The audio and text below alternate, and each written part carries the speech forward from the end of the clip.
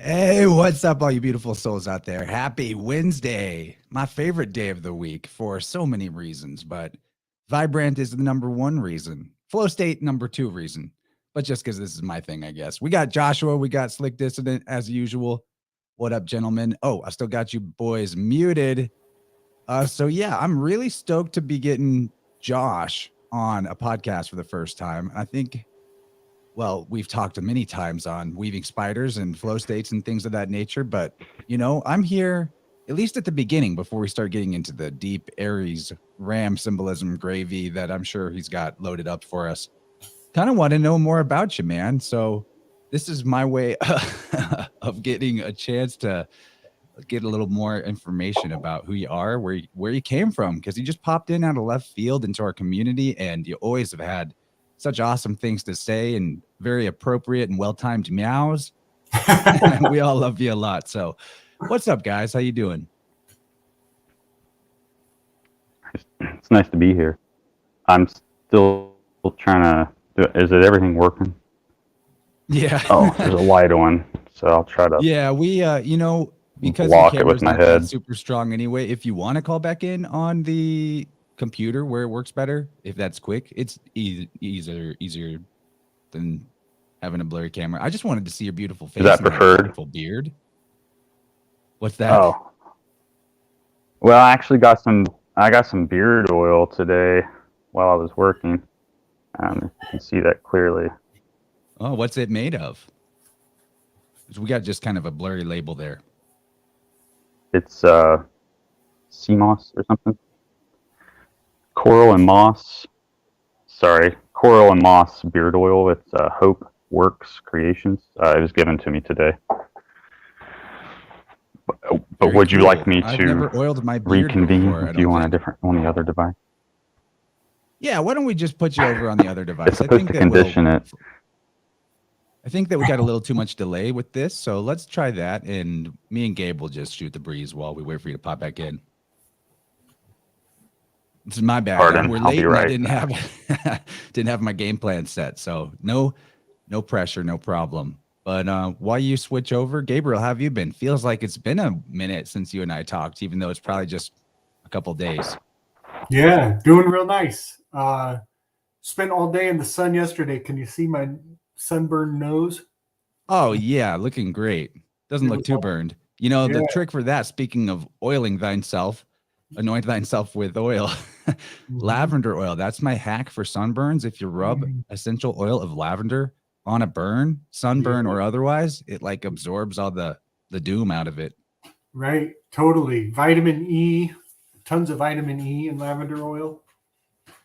And I'm thinking about, and I guess he said that's for conditioning, but I've heard that hair growth can be stimulated from apricot seed oil, or maybe it's apricot oil. Oh, apricot seed oil. That's it. Yeah, that's got some magical properties. Apricot, apricot, what have you. So, Meow, you ready to you back in, Josh? I believe so, sir. Pardon. All right, I think we're in much better timing sync now too. So that's a nice picture probably, you got. I think it was a VPN that was causing it on the phone, and I don't have it up right now on the desktop, so maybe that's one reason for the better performance. I'm sorry, I will reconfigure. You're all good, that brother. It's more about time. what you say than about the looks, right? It's about what's within. Well, that picture, that avatar there, a friend of mine that I've never met, just an internet friend, painted that for me. Oh, nice. So it is in my likeness. So I will use that as the avatar for Meow. That's a cicada. That's a cicada crown up on top. Like the bugs. Yeah, for real. They are quite good singers. Indeed they are. And some only come out on certain prime number years, so they're particularly interesting creatures. They spend most of their life underground, sucking on roots, the sugars of roots and such, until they change from an instar to a cicada, They come up out of the ground and emerge, and they go through this metamorphosis of sorts. So I kind of view it as when a human's born again, there's that pre-awake life that you had, and then the after you become the full you, which we're always in an act of becoming, I think, each day even. But the older I get, the more I notice that there are cycles. For instance, hey, Jenny. Yeah, so, hey, they're already out in your neighborhood. So, so every region in North America anyway, has like a different brood associated with it, which is an entirely unique DNA sequence. And then what you'll find is that there's the Magi cicada that comes out every 17 years, and it has an entirely unique DNA. And the theory is that the others are the periodical cicadas that come out every year. Those are more like a distraction for these other species. So one of their adaptations was to be prime and come out in years when predators would not be able to predict their emergence. While the periodical cicadas every year, they'll get snacked on with the migratory paths of birds and such. But, the Magi cicada will stay underground for 17 years, and then none of those flight patterns will be over top when they emerge. So it's because they quite literally, they outlive their predators in that way, because most animals don't live to be that old. And birds do have good memories, but take like the crow, for instance. You'd probably see that the crow would go in a migratory pattern anyway. They're going to remember, oh, hey, there was food there, So it's quite interesting. And I think that it's an attitude we should kind of have today, like how to be self-sufficient and wise, but also elusive when necessary. Right? How to be unpredictable.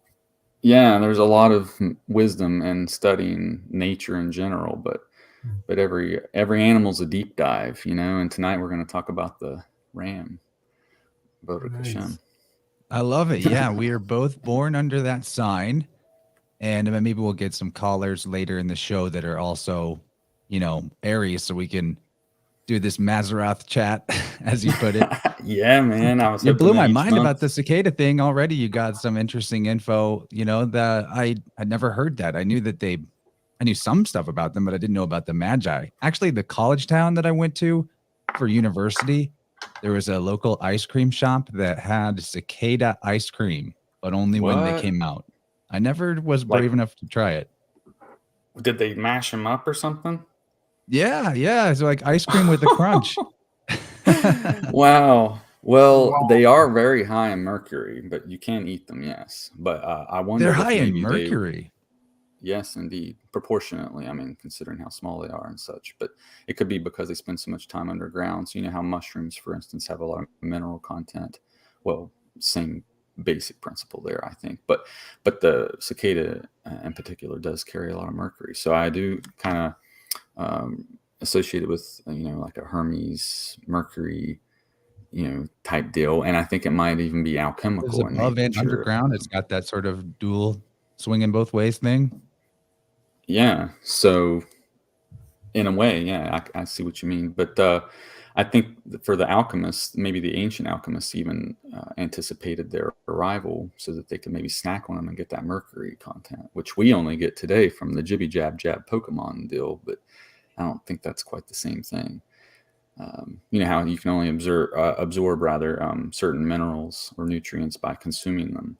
So maybe that's one of the only bioavailable ways you can consume the mercury without it doing too much damage. Although there is a phenomena associated with cicadas known as cicada mania.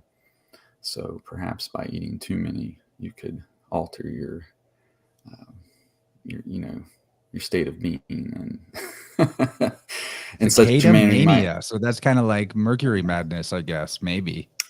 Perhaps. And if you were to type in a search for cicada mythology under the mythology heading, you can read about Plato, how he talks about cicadas, and I think it's the Phaedrus, and it's quite interesting.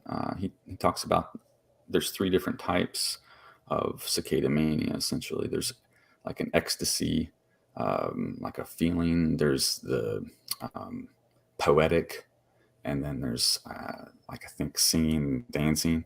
And the way the myth goes is that if you were found honoring the muses, so to speak, you could be transformed into a being that just sang and danced until they died, never having to eat or sleep, just like the cicada. Because when they emerge, they just emerge, mate, and die. Well, sing. They sing a lot too. But they only operate in certain hours of the day, which is interesting when you realize that spirits too have an association with the decans and hours of the day. So I think that they too associate with a certain type of spirit. And of course, in Revelation, we see that they're associated with Polyon.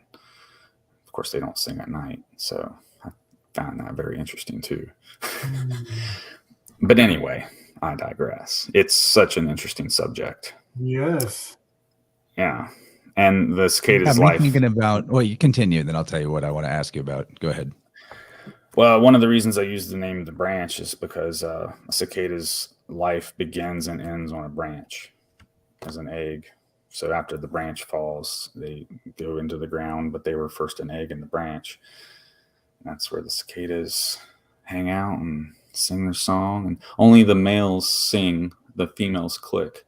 Oh, and I can't believe I almost forgot. We're in the season of Passover, right? So I didn't anticipate this being so relevant.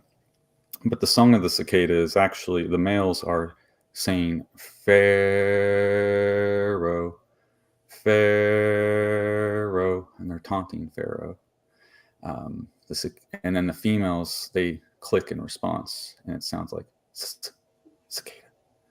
So they're like cicada and Pharaoh back and forth, and it was to taunt the Pharaoh.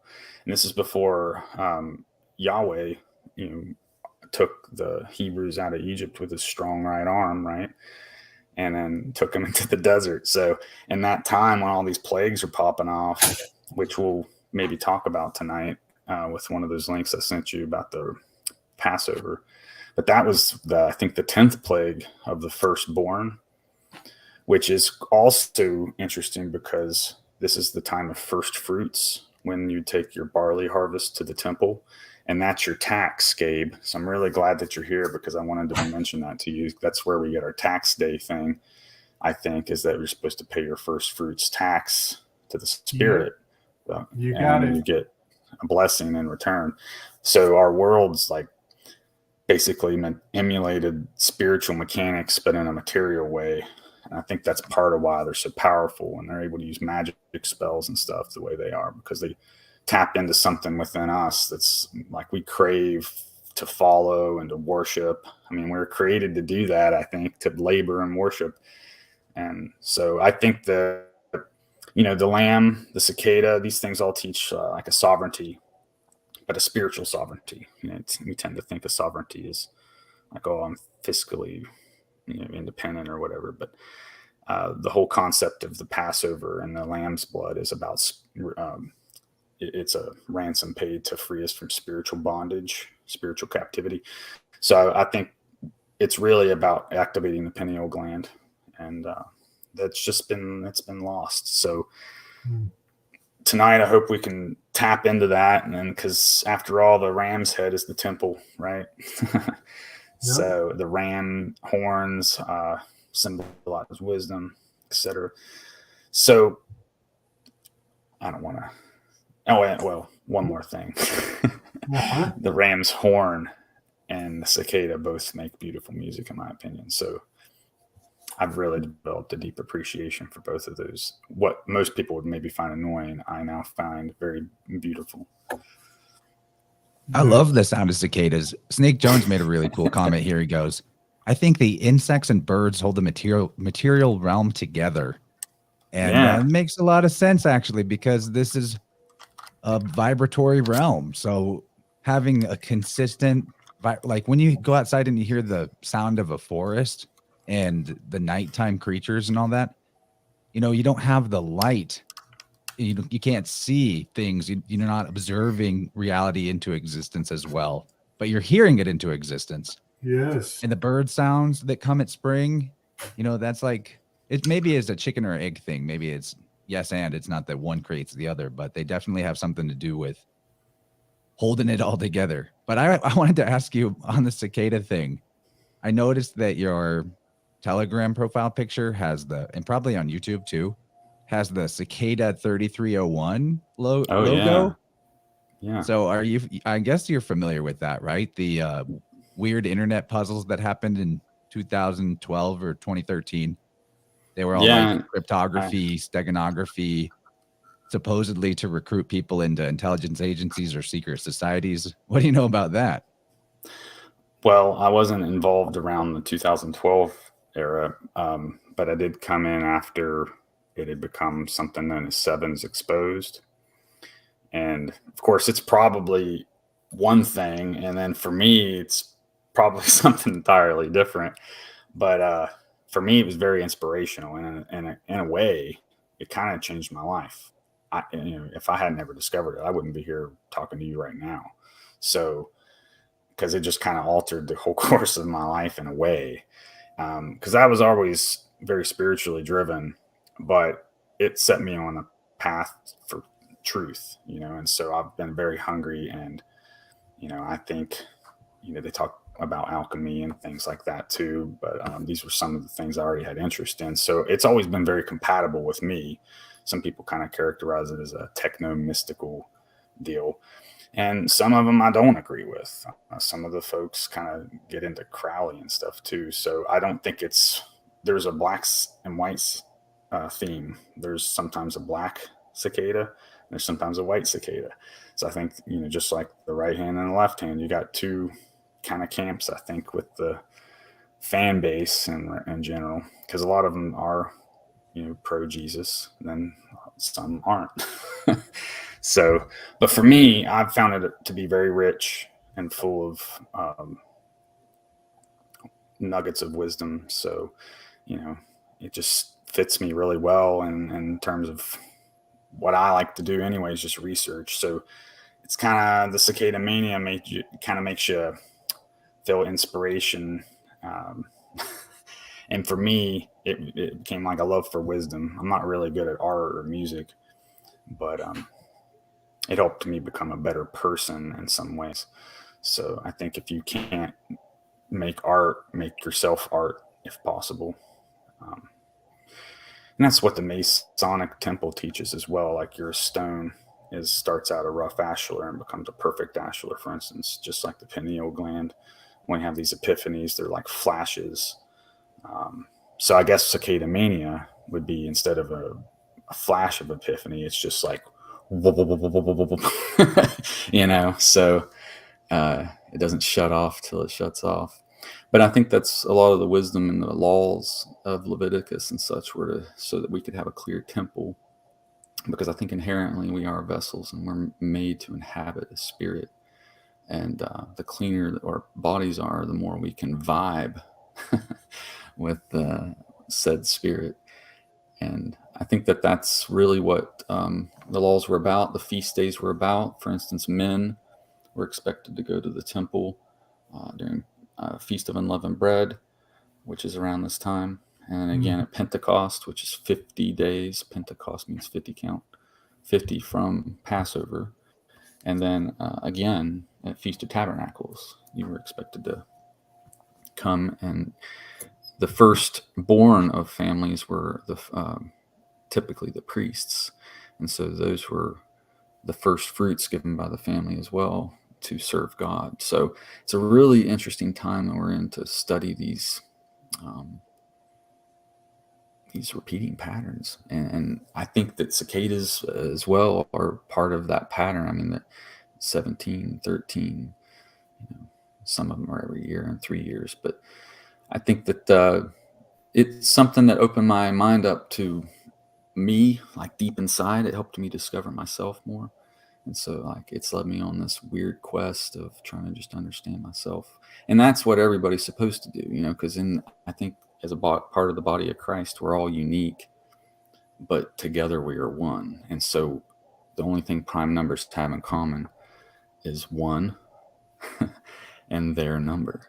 So it helped me kind of like unlock. Wow, that's a really good point. I want to just Yeah, throw in kind there, of. like the way I see it is that the spirit filling the vessel, the life force energy, that's the oneness. And then the vessels are the plurality. Well, exactly. But and some are foot, some are a hand, some are a mouth, or some are an eye. So we all have different talents, right? And when we share and witness about how the spirit moves in our life, that's when the spirit is manifest. It says, where there's two or more, there the spirit is as well. So, we're in church right now, in my opinion, and we gotta all kind of like wake each other up, so that the body can become whole. It says we all prophesy in part and see through a glass darkly until that day comes when the head is set on the body. And that is emblematic of the Holy of Holies, which is part of the tabernacle in the desert, or the temple that was built twice in Jerusalem and destroyed. So you And see what's that, the like, head? Head's the ram. yeah, man. So that's what's up. So I'm very pleased to be talking about this at a time of the year where it's so relevant, because it is the head of the year. We see red associated with the blood of the lamb. Even that's the color light spectrum that's emblematic of this time. We just moved out of the purple and blue, the new blue apples, Blue Monday, then in the purple, and now we're into the and pink during Valentine's Day, because it's between the purple and the red. That's the Bardo. So we're, and Christ was slain and went into the underworld and for 3 days and then was resurrected. And so that's also emblematic of that space right there, between the Pisces and the ram, which, his other symbol was the fish, right? So head to toe, in a sense. Oh, and that's also the Ark of the Covenant, I think, is basically that too.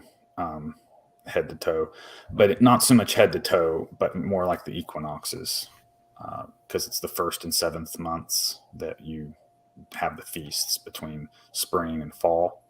And that's the only time you'll really hear the cicadas, by the way. So they really just sing for the feast days, in my opinion.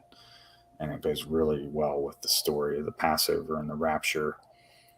And the Feast of Unleavened Bread, by the way, the reason that they left with unleavened bread is because they left in such haste after they consumed the lamb wholly, burnt it up in fire without breaking any bones.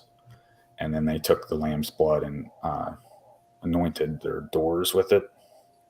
Yeah. And then whenever the 10th plague came over, it was the destroyer. And so he took the first fruits of Egypt. All the firstborn were slain. And if you had the lamb's blood on your door, your home was spared.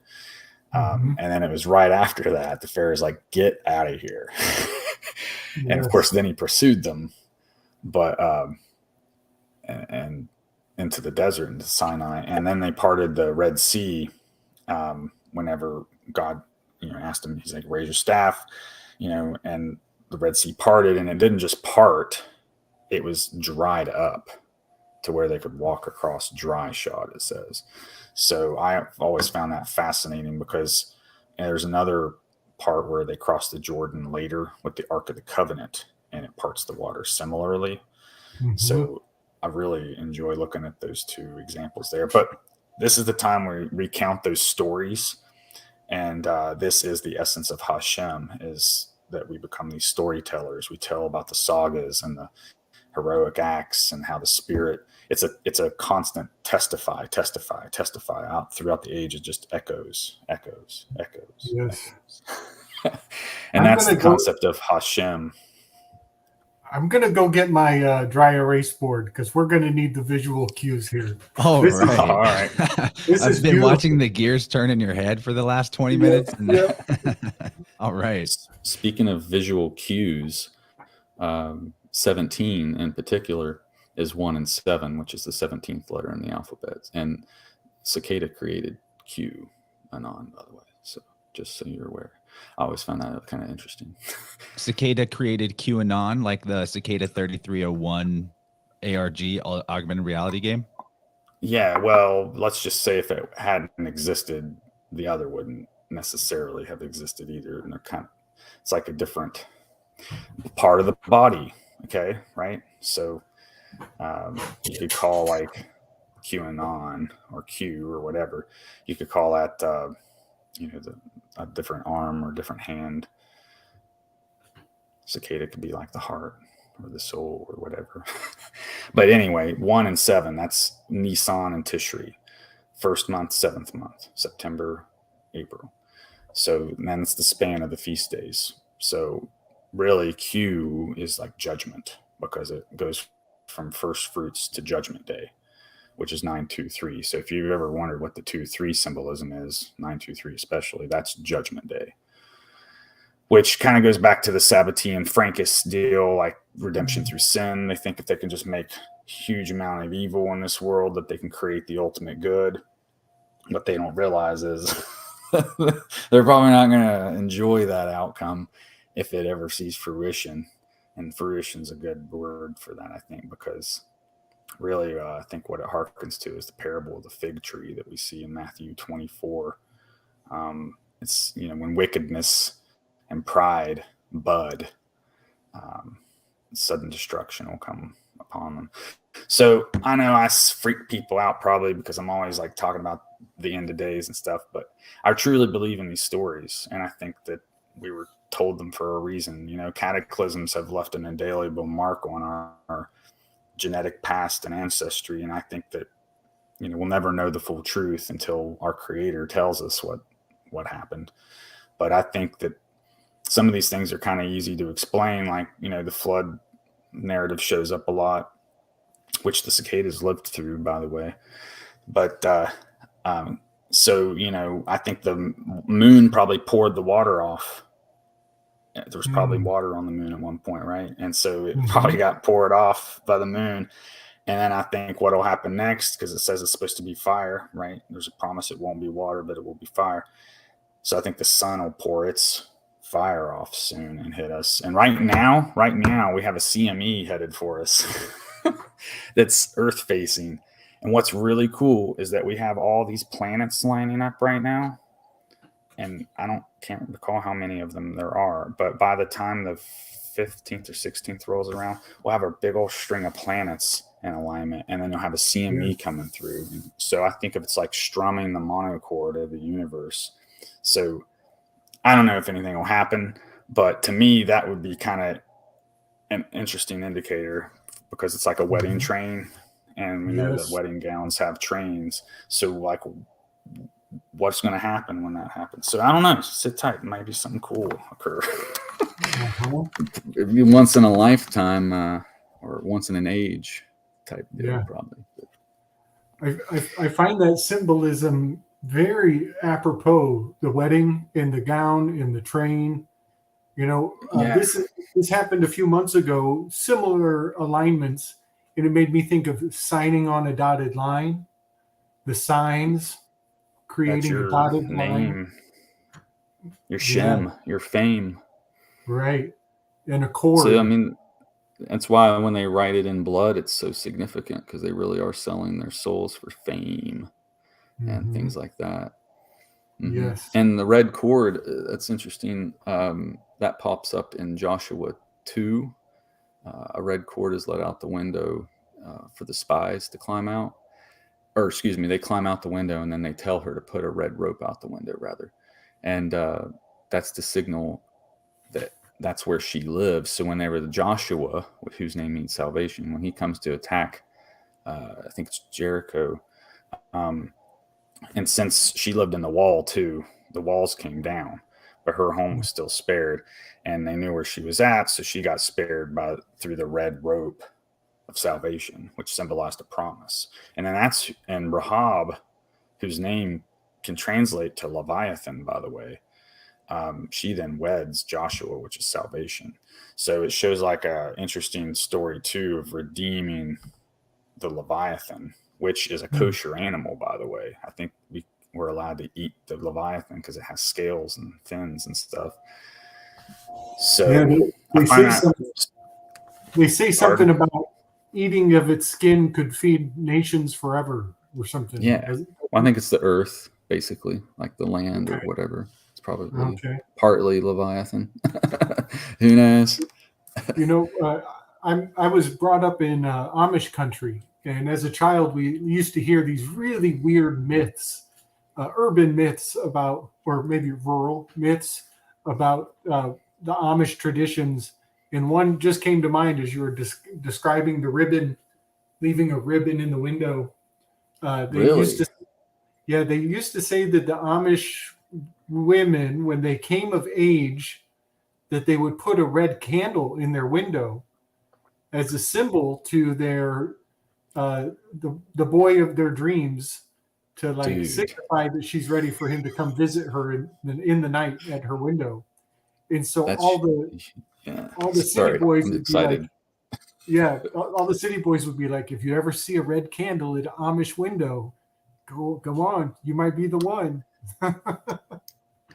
That's really bizarre. At the same time, man, thank you so much for telling me about that. I didn't. So that's Germanic, right? Amish, Dutch, yeah. I put some of the beard oil on so that I could enjoy the. What is this again?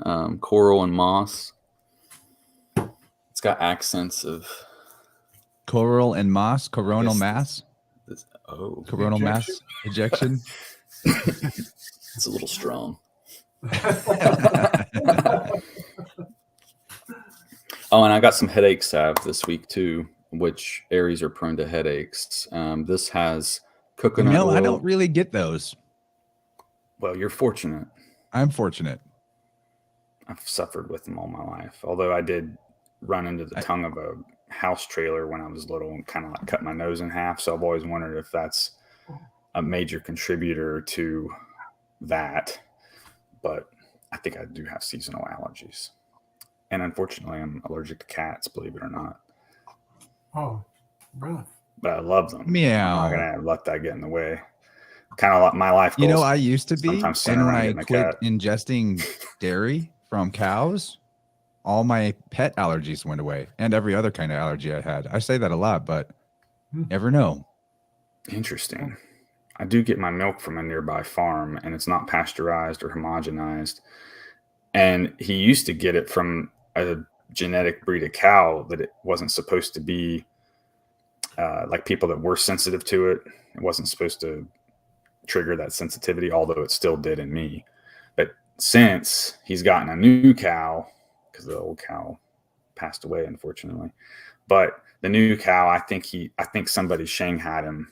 Sorry, maybe that's not a good word to use, but I think somebody pulled the wool over his eyes. Let me say that. And sold him a cow with the wrong genetics, because I tend to react to the new milk a little more so than before. But it's so good, man. So I wanted to review some of that Genesis mythology with some of my my charts and graphs over here. Absolutely, Gabriel. Yeah, man, this is beautiful because we're talking about cows and sheep in tax day and Passover. So this is my Diction of Aries cipher next to an Analema. Yeah, and man. This is really gratifying to kind of have memorized, because like as you're telling your story, I can see the flow of these dynamics in the exactly. So right here we are at X, TAX. We are at the X on tax day, and it's just, I mean, it is like the day before Passover begins. And what is really interesting is that in the Analema, we are in the rising aspect. We're still ascending to the top of the 8. And we are passing under the other half of the symbol.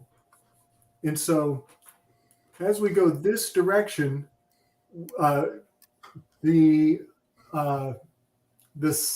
season that is passing will pass over us approximately 90 days later, I think it's 90 days later. It's August 27th is the date that the X gets crossed again. So we're laying the first line underneath right now. In about 90 plus days, we're going to pass over ourselves Mm-hmm. in this stream of time. And so all of those aspects are incredibly significant to why we pay our taxes on the day that we do, why we make that covenant, that agreement to be obedient and to give our tithing. To Mammon. We do get extension this year, thanks, Masters, because of Good Friday being the day that it falls on, the 15th. That's significant in its own right. Yes. I've been wondering about alterations to this in the possibility that maybe the sun doesn't do the same thing every single year exactly.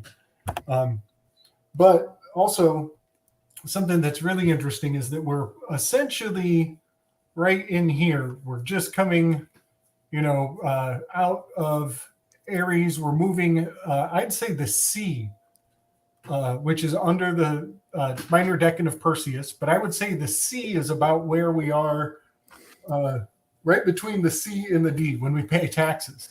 And that's interesting because we're paying our taxes to DC. There you go. Nice sketch. Is the crossing point, but also look, FED. We're paying our FED. We're paying the feds at DC on this time. And so Perseus has been a focus of my research in a major way. He's holding the head of Medusa. I think that has to do with the mythology that just came out this week about snakes in your water, venom of serpents in the water. I think that's a hail to Perseus as we are under that minor decan big time. But Auriga, which I misspelled at first, Auriga, Auriga is also above the FED of DC. And good catch. It's in the shape of a pentagram. That's a spooky weave. Yes. It's really, really something. The more I focus my attention and keep my ears to the ground, the more I'm like, wow, there's not as much separation of church and state as they tell us. That's basically what that means. They have replaced religion with politics, with theater of war, essentially. Yeah, because they are aware of how humans operate. They can play this drama out. They're trying to, and in that way, they're trying to change the script. The scripture is like the script, So it's kind of comical. Can we talk about Perseus for a second? Because please, do you know what he is? So he killed the Medusa. And then Pegasus sprang up from the body of Medusa. And then he rode Pegasus to the kingdom. I can't remember the name of the kingdom, but it was Cephas, I think, and Cassiopeia, or Cetus. The Cetus is the large creature. Cepheus, I think. Cepheus and Cassiopeia. You got it. And I think it might have been like a mirror, who's the fairest of them all kind of thing, where Andromeda was beautiful or charming or something.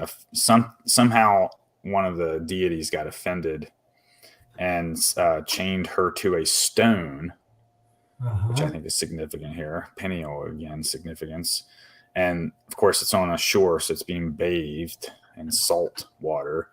But then we had Cetus, which is the sea monster, I think, come in to devour her on the stone. So we see this virgin being eaten by the monster kind of thing. So he comes and saves her by turning the sea creature to stone using the Gorgon's head. So he would have carried it in that pouch you've talked about, right? Yes.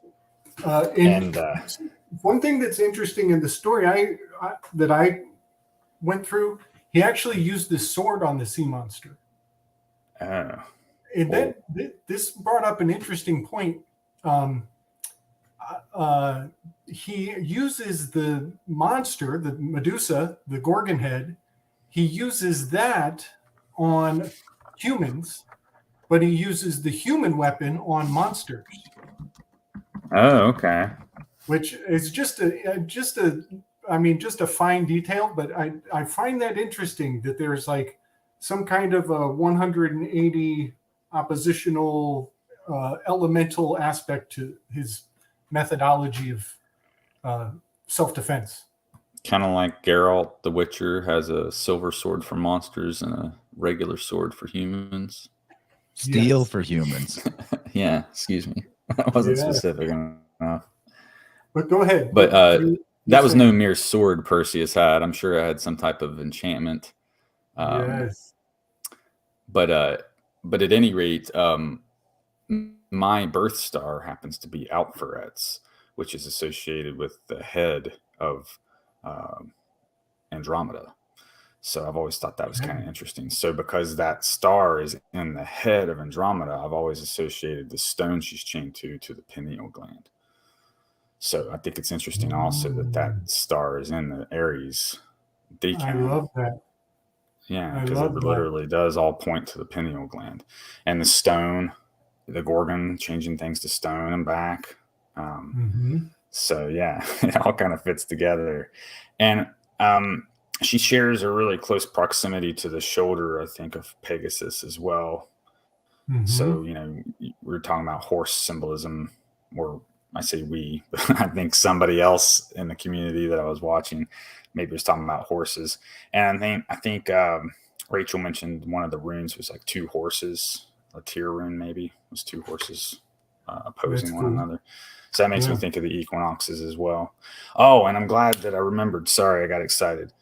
We were talking about linchpins, and Christ on the cross, that's a linchpin. And it kind of reminds me of, it's the linchpin between the feet and the head, or Hjormonger that's biting its tail, you know, like once that's released, that's like when everything, you know, Ragnarok or whatever occurs. So I find that interesting because to me, that would be like the mercy door shutting is when the linchpin is released and the train derails or whatever. Anyway, I just wanted to get that out because that was one of those epiphanies like in the shower this morning. You know, on that, it sounds so similar to it makes me think of the seventh chakra, the seventh day that he rested, the seventh hermetic principle being gender. Yeah. And it makes me think of a very interesting just thought that I've heard, that in Muslim mythology, they believe that when the end times are near, that there will be an abundance of gender confusion and gender dysphoria en masse. And to them, that means that the poles are about to flip. The North Pole and the South Pole are about to become inverted. And I just find all of that so interesting that even across different religious mythology constructs and paradigms, there's some consistency about, like you were saying, the linchpin. Something's about to get pulled and a domino effect comes into play. Yeah, exactly. That's where I think these cataclysms come from. And so the God in heaven has this authority, you know, and I think that kind of harkens back to these fallen and the Tower of Babel and all these stories of them wanting to escape their fate, where like they just weren't allowed to go back up into heaven, which is anywhere but earth, essentially. And they were, you know, trapped down here. And so I think from time to time, you know, there is that cataclysm, but it's like a cleaning mechanism for the earth or the canvas. I kind of think of it like a canvas because I think God is an artist, and earth is just a giant canvas that constantly gets wiped and start over again. You know, only life is that form of expression. You know, so I've always felt like the left hand is where the creativity comes from, in a sense, but then the world's mostly right-handed, which is the doing and the action and the building and the practicality and stuff. So it's like a blend of the two. But I mean, I have thought in the mind first. I have a possibility to throw out there with the idea of the pole shift. To me, it's also possible that isn't a thing, and that we have various versions of the narrative of that seeded across scientism, across society, Mm. in order to further an attempt to alchemically transmute the world mind to bring fiction into reality, to try to, if that makes sense, through the mechanism of human beings in our thoughts, behaviors, and actions, to create further stagnation into fiction, further separation from the real. So just a possibility. Mm-hmm. But that, Like because in a different cosmology than the NASA cosmology, then the North and South poles aren't necessarily actually poles. Yeah, that brushes into some of the Velikovsky field. He was amalgamating a lot of geo. What am I thinking of? Planetary shifts that are evident in the stone, and he was giving them context in Old Testament mythos. And it's fascinating research. And I believe personally, I think that Einstein was sent in to stifle him. And he was about to tell, or he would have ideally told the world that this whole thing gets flipped, not over a prolonged period, but very drastically and suddenly. And that would explain that collective trauma that you mentioned earlier. Yeah. That is kind of viciously preserved in in what people think of the Old Testament is like, man, was they fucking eating babies and sacrificing children for for the sake of the greater good or whatever. All of that makes sense if they thought that the planet was being punished for something in a weird way. That's entirely possible. But I also think that particular example of the children being eaten or sacrificed, I think that's a misinterpretation of how you're supposed to sacrifice them as priests. They go to the temple and serve. You don't literally sacrifice them. They, in a sense, their role is kind of already predestined. So in a sense, that's a sacrifice. So I think that could have been a misinterpretation, because Yahweh does make it plain. He plainly states to his people, he's like, I never told you to pass your children through the fire. It never even entered my mind. I don't know why you guys are doing that. Right. And so that, like, we see that stuff actually comes from the fallen angels. They wanted to destroy our seed. So we see the dragon, like in Revelation 12, it always wants to destroy the seed of the man-child and the priests. So, I think that was just something that was introduced by spirits that didn't want to see,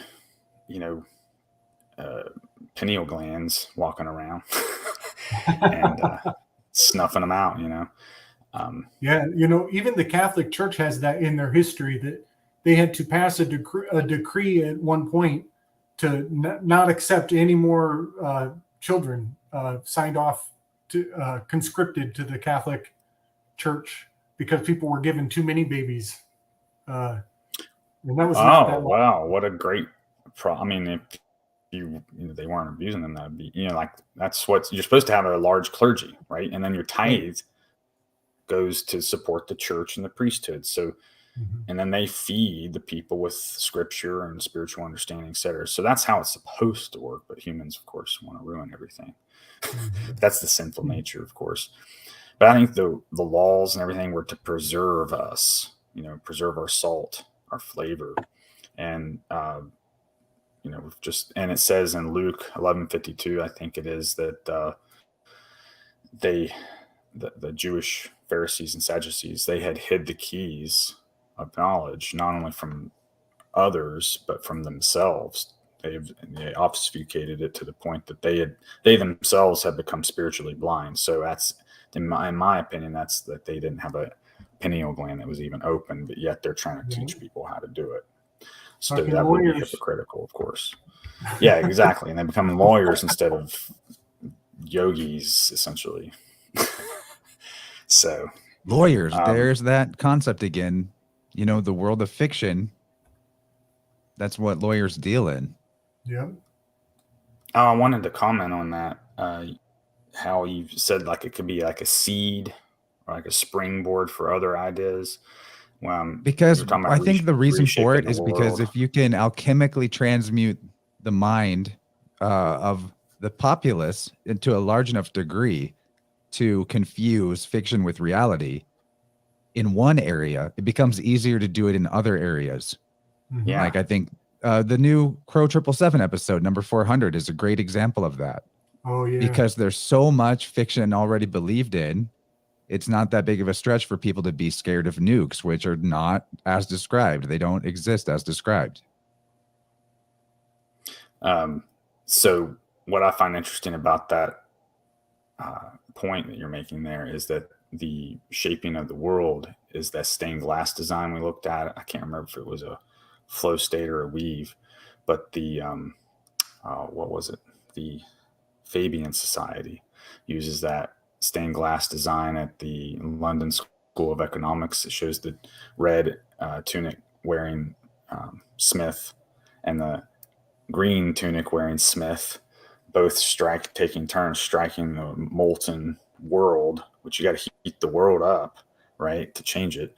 Mhm. This makes me think of that part in Scripture where Jesus says, I've come to set the world on fire, and what will I if it already is burning? So, like, the world can only be reshaped in these times, certain periods of time, right, when it's in flux. And so I'm thinking of that stained glass as you were saying that. Now, what's interesting about the Fabian Society is it was largely populated by authors, fiction authors and stuff. So I think you're right.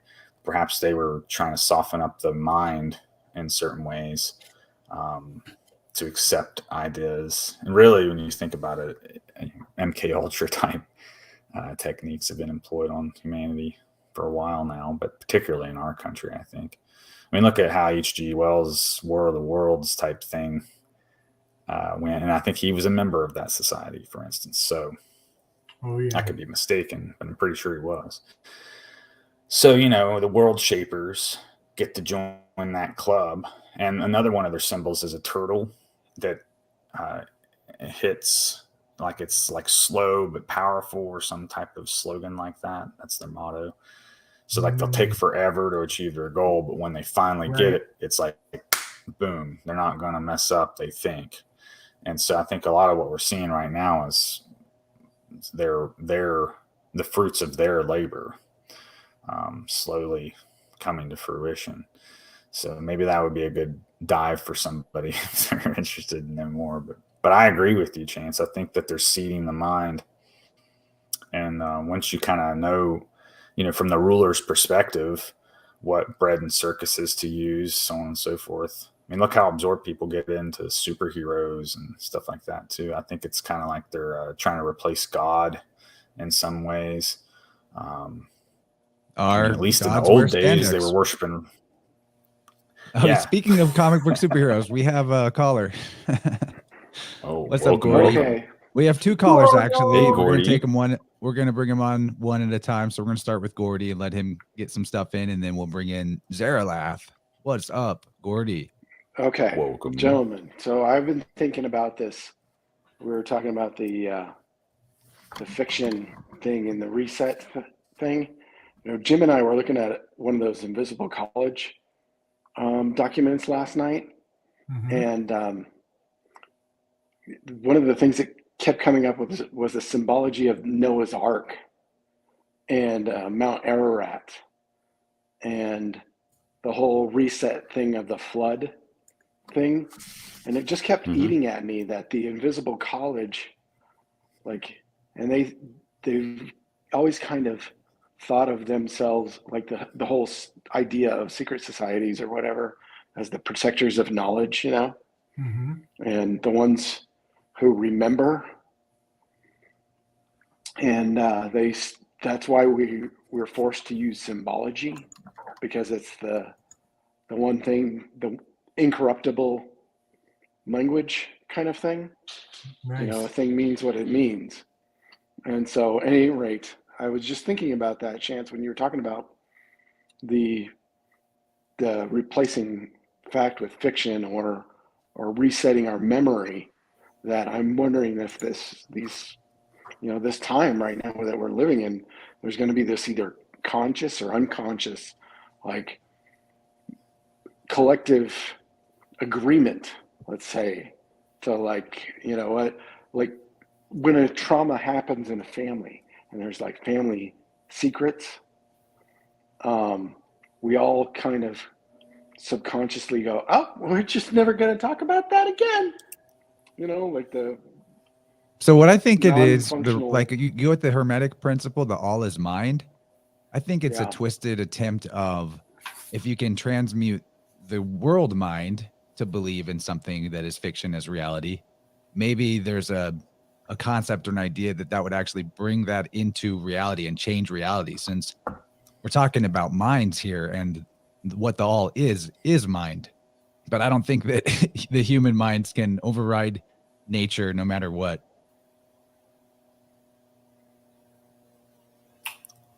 I think it froze on him. Gordy, you He might be froze up back. there, buddy. Sorry, Just buddy. stunned him speechless. No, this has been eating at me. So I was like, I got to jump in here. Also, Joshua, thank you for like jumping in when you do. We need like more like biblical scholar types. Like this is kind of, these skills are like filling in these holes in our community that I appreciate. And Well, thank you. Everybody I has sometimes feel like I talk too much. Nah, dude, it's cool. But you're right. I think these, I've been thinking this since I was a kid that I mean, there was no apology for saying that these are our new gods, that the comic book superhero things, like Jack Kirby's, one of his biggest, when he went back to DC, his biggest thing was called the New Gods. And he created the whole storyline of Celestials and all that stuff. There was he wasn't making any apologies. These are our gods. Right. Like right. This is how he's seeing our gods. Yes. So Gordy, I recently heard that they discovered that in 1947, which we've been talking about how 47 was a reset in and of its own right, that they may have found Noah's Ark in Turkey, and that many political adjustments initiated on the turn of a dime right then and there. And so our gods wearing spandex and these superheroes wearing capes and Cape Canaveral, reminding us that, we can fly and become greater than any fiction you ever imagined. They really did in 1947. They started a whole new program of dressing up our heroes and our belief systems into these archetypes and launching them into space and convincing us that that we can get out of this place if we just obey enough. Yeah. Really interesting. But that whole it's the same stories. The hero's journey is the same things told over and over and over again. It doesn't matter who's wearing the spandex. Oh, and here's another thing. 47, that's the atomic number for silver, and the offering plate is silver. Silver is a conduit for admiration. So, you know what? The other thing I was going to point out to you about the seal of Montana, doesn't it say silver and gold on the Montana seal? It says oro y plata or something, right? Yes. And there's a gold and a silver key at the foot of the Hierophant. Right. Yeah, dude. All lining up with Taurus on the Tarot Tories. And the gray bull.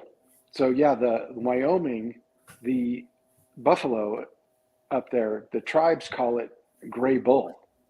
And the reason I know this is because there's a town that was just like, 20 minutes from where I lived in Wyoming called Gray Bull. And it's in the Bighorn Mountains. Wow. So there's all your Aries and Taurus right all in one spot, man. Yeah. It's kind of Speaking cool. of Aries, we got a call in from Zeralath, who is also a fellow Aries. What's up, man? Nice. Hey, Z, what's yeah. up, buddy? How's it going? Yeah, Joshua hit me up, and it was just like, I guess it was because it was an Aries affair, and I don't know how many Arieses you asked, but I'm honored that I am one of them. Excellent. Yeah, Excellent, welcome. excellent. Yeah, We hit yeah. up a It's few, like, but like this you is see, the I'm a crew. very proud Aries because I'm a 5th house Aries, so I've got that exaltation with the sun going on. It's really nice. What's on your head there? This is Locke, my reptilian handler. Oh, cool.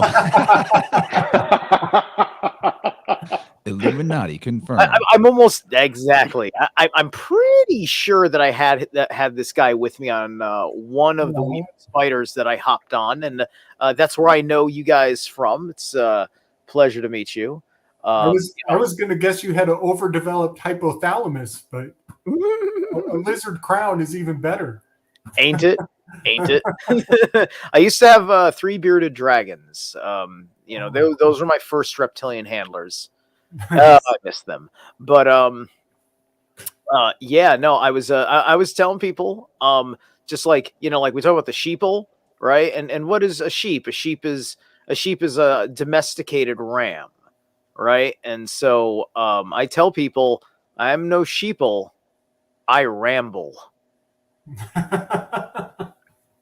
Very nice. Yeah, ramble on. So and no, but actually, This is like, a ramble conversation because Gordy's a bull. exactly. Like, because I was thinking about Yeah. that in the sense, like, yeah, we keep talking about sheep, but hold on a second, I'm an Aries. Technically, I'm a sheep, but I'm not. We don't call ourselves sheep. We're rams. We have horns. We're wild animals. All right, to add fuel for the fire, we also got Reagan in the house, Reagan. another Aries. This is indeed an Aries affair. You guys are outnumbered on We all have to kick each other in the nuts now to establish. That's What do they real. call that That's a game? real Rochambeau? ram behavior. Rams Rochambeau. really act like that, just like And I get it. Like I will subconsciously just kick a friend in the nuts. It's nothing personal. It's just I saw her first. Anyway, continue. You know what's interesting too is the Taurus and the Aries. Trying to find a pen so I can draw this out. Right, Taurus and what and did I say? I Aries. say I ramble. Yeah. Ramble. So here, if you take the symbol for Taurus, right? I don't know if you can see that. Symbol for Taurus is where is it? There you go. All right. When you put the Aries in the middle of it,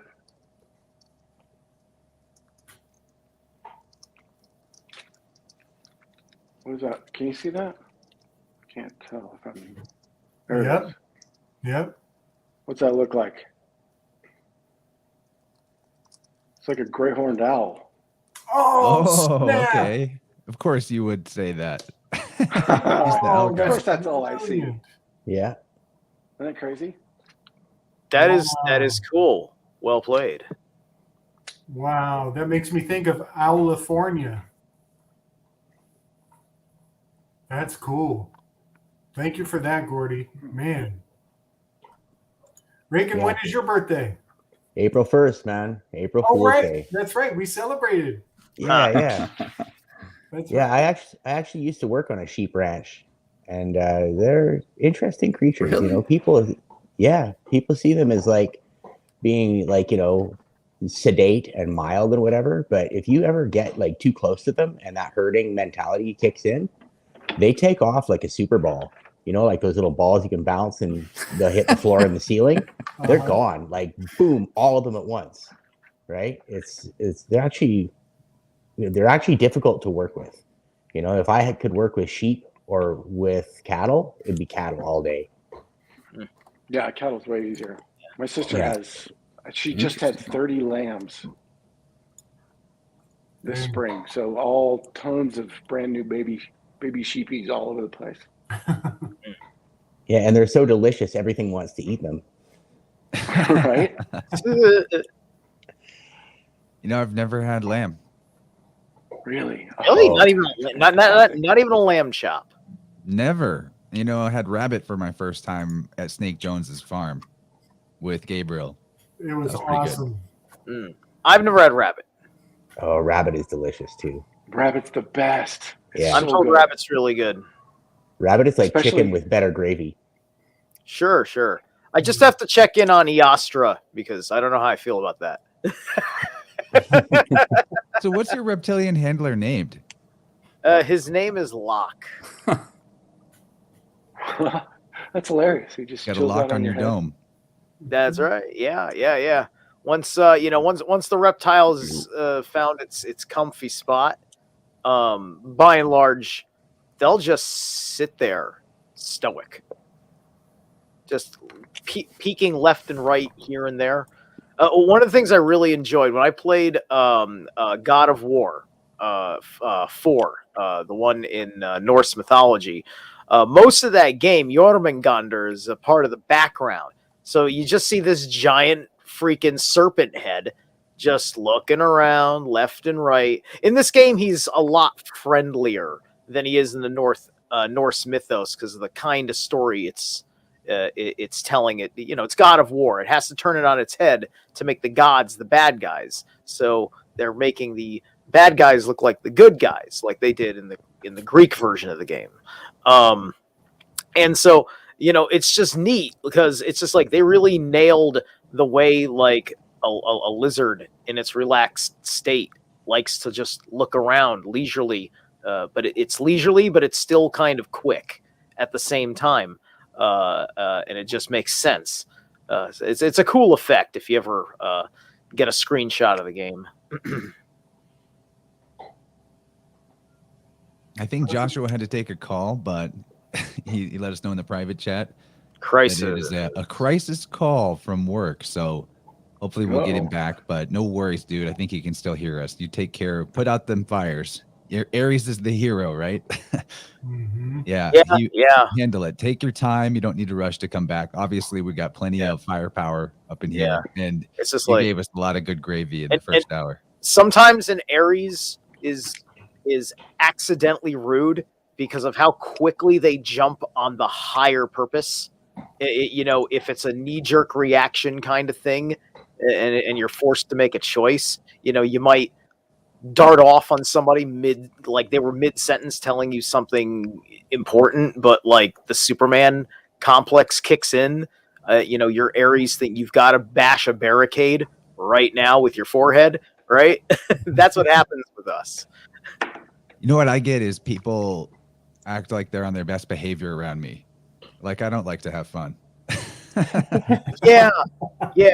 Well, like that's why you have to learn to be like funny and you've got to set a certain energetic tone. You got to have the empathic level because we're Aries. We're the we're both hyper obsessed with being in charge, but we're very, very immature at the same time because, you know, we're the 1-year-old. The you have baby. to be 12 to hit maturity, right? That's how it works, right? The Pisces is the most mature, which is why it gets the 12th position. It's the high water magus. That's why I feel blessed to be on that cusp right between them, just barely over on the Aries side, because I feel like I carry a lot of the Pisces. Hey, you got the shaman stones there, Gordy. Tell us about those. Oh, you're muted, but those are beautiful. Sorry, dude. Yeah, so I've been finding these for a while. They're called Moki marbles or shaman stones, but I've been finding these in the desert for a while, right? And there's a male one that is a little more craggy, like this. Benjamin Balderson showed me this stuff on the last weave, and this totally works. Look, there's a female, right? So you put them together, and there's kind of a there's a Okay, you can feel there's a rhythm to it. Yeah, they're like pushing and pulsing. Yeah, They're it's pulsing against yeah. each other. Those So aren't anyway, lodestones, are they? They're not lodestones. they might be called that too. They're also called, I think Baldy called them boji balls or boji stones, but they come in different. They come in different sizes. Like I'm finding them in all sorts of different. Now this one's an interesting set. This I think is the female. It's a really kind of messed up thing. But the way I've been finding these is just kind of asking them to show themselves to me. And I found a bunch of them, dude. It's crazy. And they have different. Yeah, I want to hear about the Taoist dowsing that you're doing. Okay. So, yeah, I just, I kind of, I mean, it's not too far from the owl tree where I'm finding these. So I'm already in that kind of that meditative state. So what I'll do is just ask the stone to show me where they are, and I'll do this kind of thing that I kind of learned from watching Tao healers, and they do this kind of I don't know if it just sets the mind aside for you to find something else, but it's like dowsing. It feels like dowsing, right? And so you kind of ask it a question, and instead of having I think it's kind of like a pendulum or something, but you're feeling it here, as if kind of like when you're pulling tarot, pulling a card, you know, when a card jumps out at you. So I'll go out there and ask it to find them, and I'll take a set of magnets out too, and just kind of go over to wherever I think they'd be and drop the magnet in there. And a lot of times it just pulls these things right out of the sand.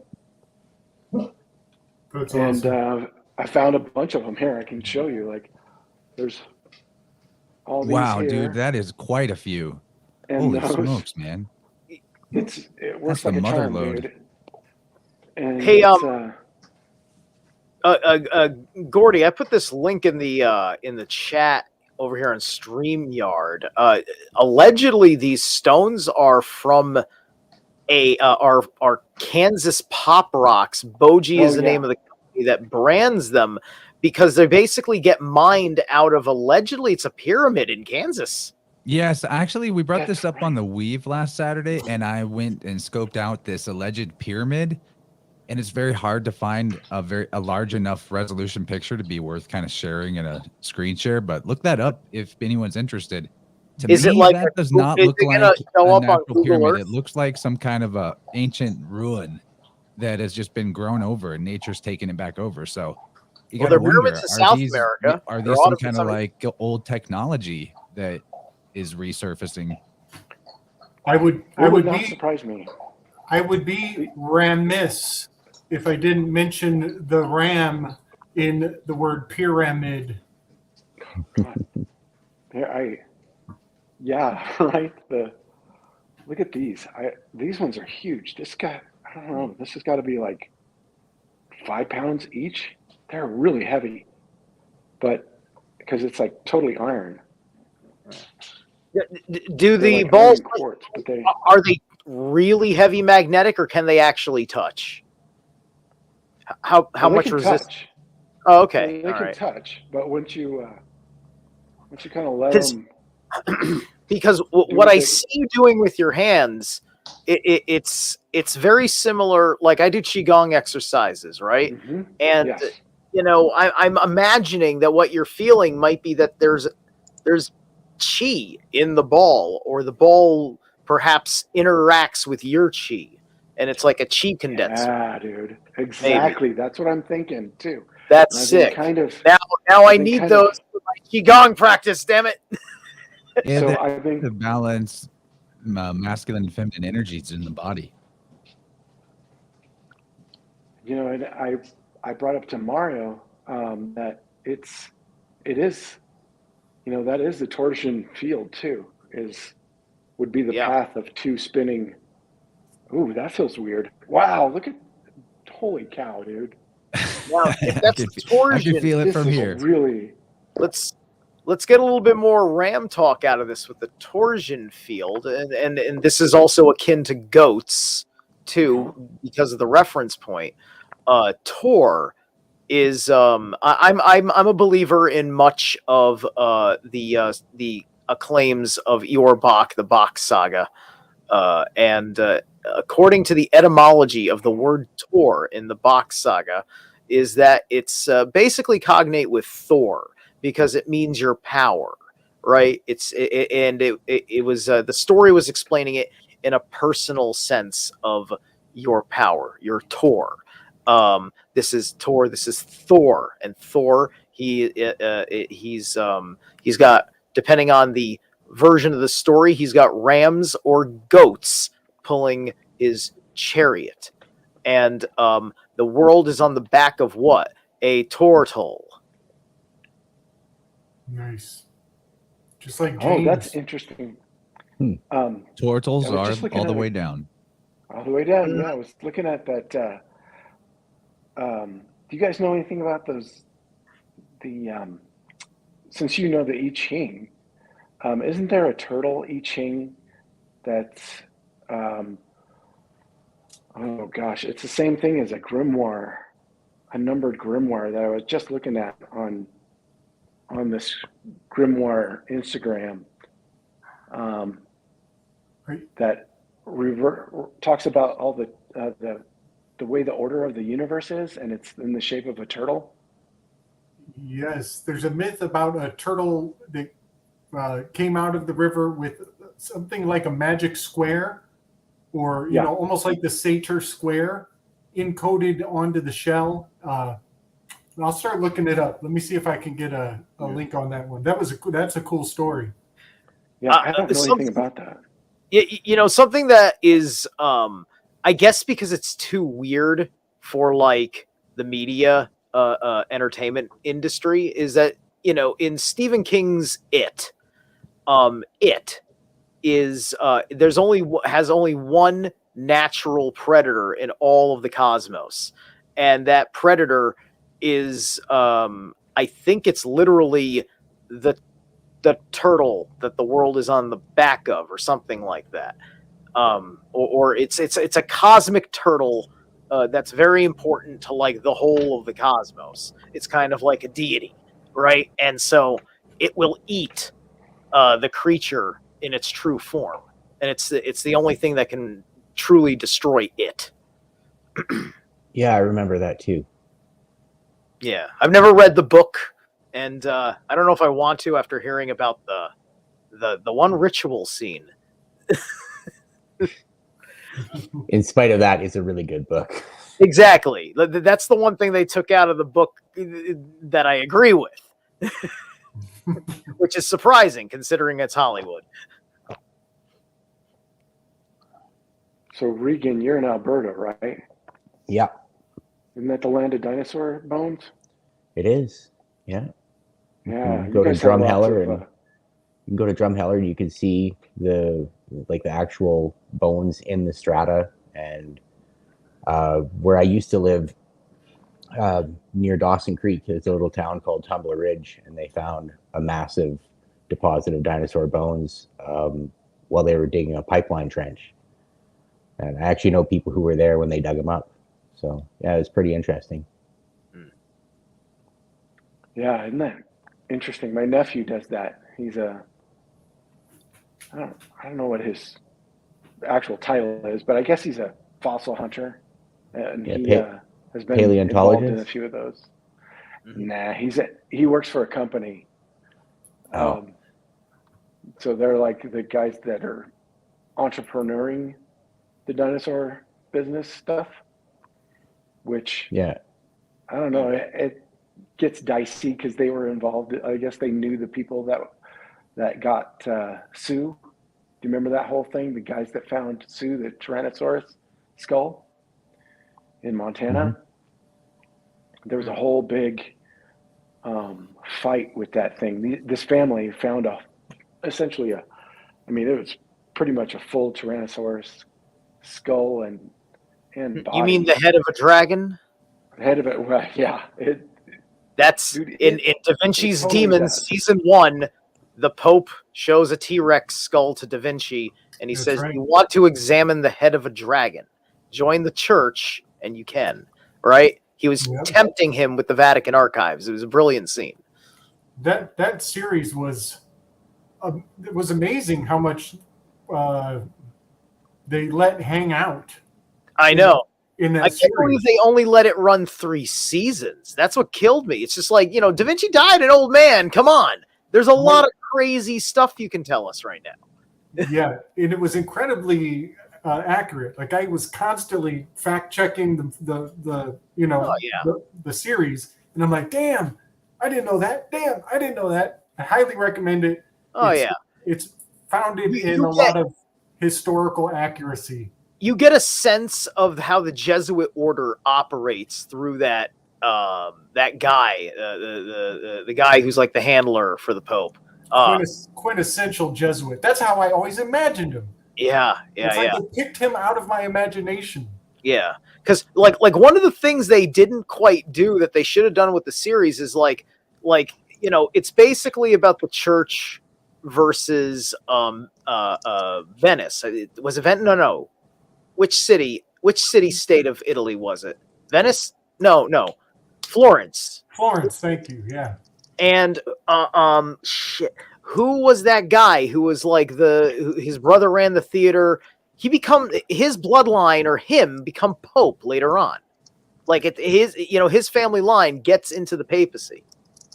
Right? Yes. And he was practically like, and he was like basically one of those pagans that was playing ball with the Christians because they didn't, because Christianity was a good thing, but it's kind of a crime that we're also not allowed to have our arts and the things of where we came from before we were Christians, right? Which treads a certain moral line, and I kind of like that because it's kind of talking about our wrestle in our modern culture with how liberalism goes and what we always end up snidely calling Babylon, right? We're doing it all over here, and I don't think that we're the Christian streaming channel. I think we're all on the heathen spectrum over here to a certain degree, but we're all biblically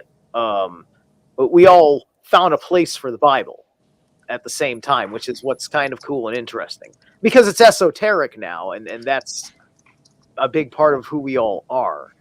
And also, I had a thought on Medusa. Hold that thought. I gotta read something. I'm gonna pull up this turtle story. Rachel found it. It's only a couple paragraphs to go back to the turtles. Once upon a time, perhaps even an eon ago, in a land now become a myth, a young man sat in deep reverie beside a great river. Although this river no longer exists today, legend tells us that its descendant may well be the great Yangtze River, which flows through the heart of the land now known as China. Our young man gazed upon the sinuous, soft waves as they lapped the shores by his feet, when all of a sudden a small turtle emerged from the great green mother lode, and drawing itself proudly out of the water, sat down beside him to share his gentle contemplation. For some considerable time, neither party spoke, until finally, our young man, evidently on the cusp of some great universal epiphany, exclaimed to the little turtle in a great and wondrous sigh, "Ah, little one, what's it all about then?" Rather to his surprise, the turtle revolved in a half circle and nonchalantly turned its back on the young man, whilst continuing to sun itself lazily and silently. The young man gazed intently at the little creature's back, and the intricate interlocking patterns and plates of its shell, drawing in the spring sunshine. As he gazed, a strange thing began to occur to him. The more he looked, the more he understood the nature of his question. And so it was that he gave himself up to the moment and gazed with all his heart at the little turtle's back. Slowly, almost imperceptibly, everything began to evanesce and disappear. First the turtle, then the cosmos, and finally the young man himself. It is said that when the young man regained consciousness several hours later, the turtle was gone. Ever since that day, humanity has had a means of understanding every aspect within the universe. It was discovered in the interlacing patterns on a humble turtle's back. And in time, it became arguably the most profound knowledge ever discovered by a human being. It became the I Ching.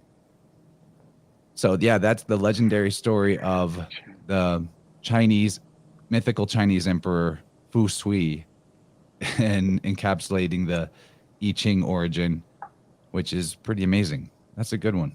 Thanks for sharing that, Rachel. Nice. Rachel, thank you. Is that the low shoe turtle then? That was the. I think that's the low. There is a turtle called the low shoe turtle that had a magical square on its back. I think that's the same story. Oh yeah, it looks like the same thing in the grimoire thing I was looking at. Okay, nice. And I think, I could be wrong about this, but I think turtle shells always have like a 13 segments on the back, which is interesting. It's like two. Well, It's the a reason, number sequence. 2947 something. I can't remember. Yeah, the turtle shell is it's 13 and 28. 13 months, 28 days in a month. That's why the world is on the back of a turtle and we think of an animal instead of a torsion field. Nice. Yeah, and there's 28. Good one, Cheney. Thank you. I knew there was something more significant. So the turtle shell encodes the lunar year. 13 lunar months with 28 days. There's 28 small plates around the edge, and then the middle segments, there's 13. Yeah, Owen Benjamin likes to bring that one a lot when getting into the metaphysical rants. That's cool. That makes me think of the word total and the word turtle. the total knowledge of all things encoded in the turtle shell. Mm. I like it. And, one could even theoretically perceive that, like we're inside the shell. And that's the whole bit with the firmament. That it's the inside of the turtle shell. We're still on its back, but we're on its back, but we're in its shell. Right. Right? That's interesting. Even Mercury's myth starts off, his first day, he seduces a turtle into his cave, and then he turns her into the lyre or the lyre. Yeah. Yeah. And then you've got the 4 elephants, and the 4 elephants in Vedic myths. These are all just the cardinal directions, and they are the spirits of the cardinal directions. The Norse have Nordri, Sudri, Austri, and Vestri, which is literally the Old Norse cognates of north, south, east, and west.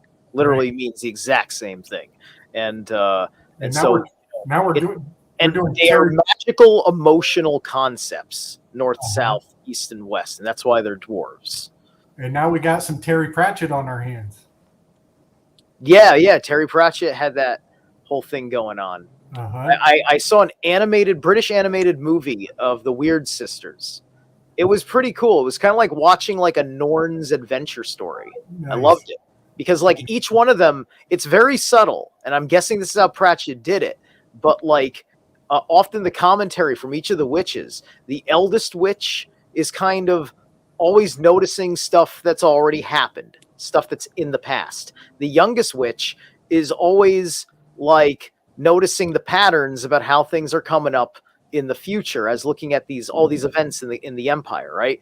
And then the witch in the middle, the middle-aged woman, she's sitting there listening to the two of them bicker about the way each one of them is seeing the situation, and then coming to the balanced decision like a Libra. Nice. Yeah, it's brilliant. That is the essence of the Norns. That's like the Norns are like that. Sweet.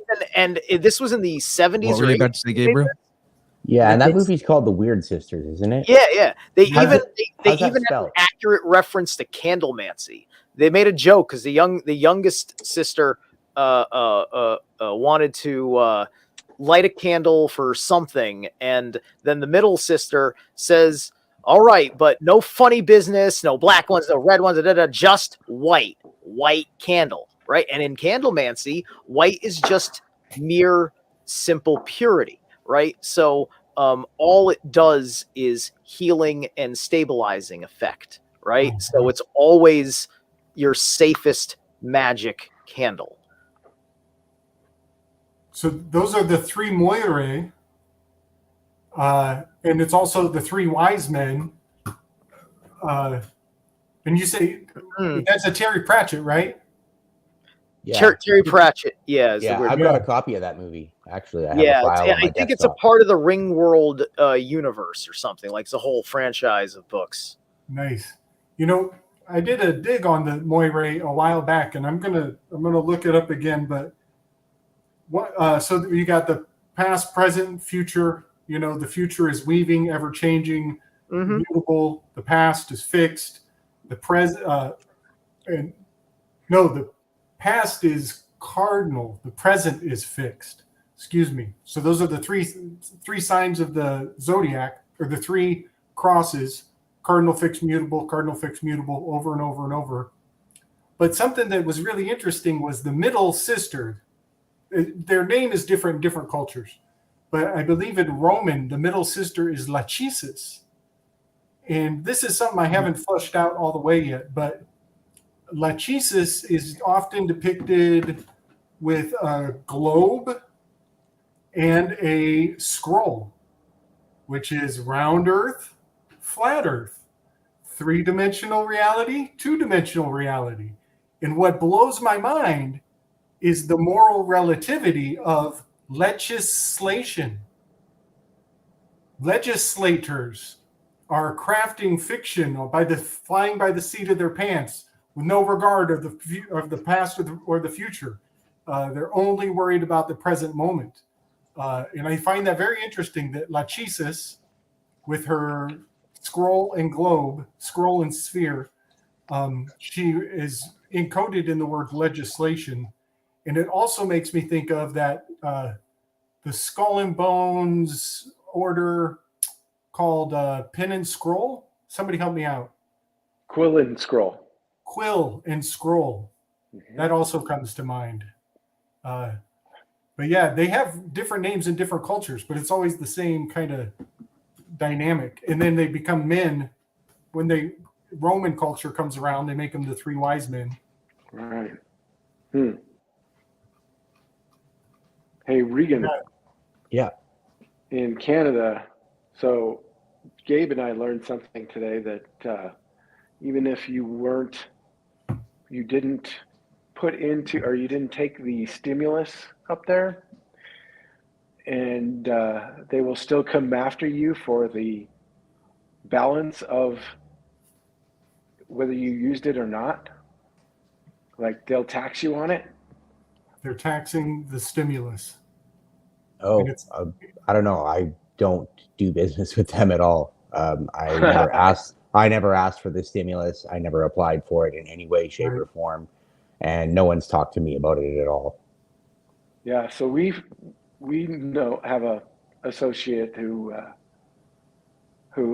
didn't take it either, and they're coming after him for the taxes on it. Isn't that correct, Gabe? Is that how you read it?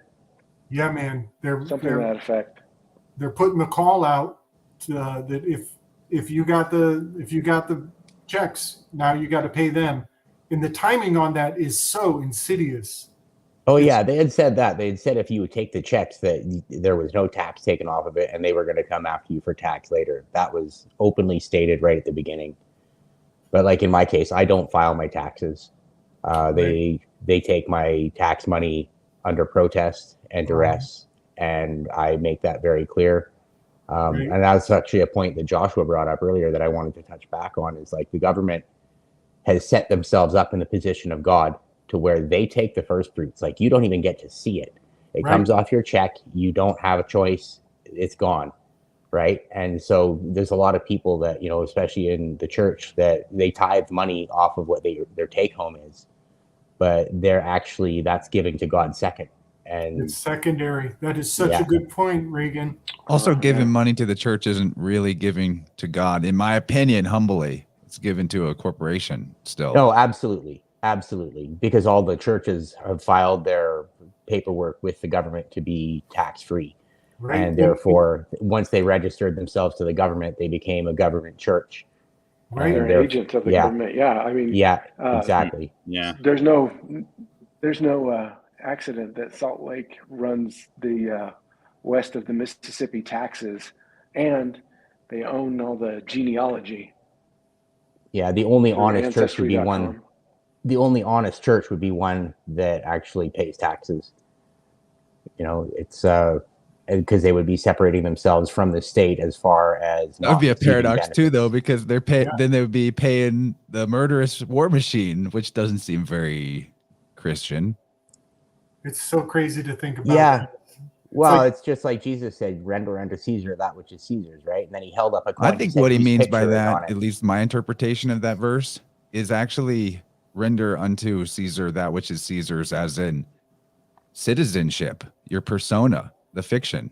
Well, first There's he a holds way up of a coin. interpreting the New Testament. I mean, one of many ways that is a useful way. I think that you should never stop at one interpretation, but that what that means, if you want to take it as anything other than some sort of imperial insertion into the scripture to justify people's slavery, then it would mean to give back the fiction, the persona, and thus you relinquish the goods and services that are associated with that, but also the obligations to give your pound of flesh, if you will.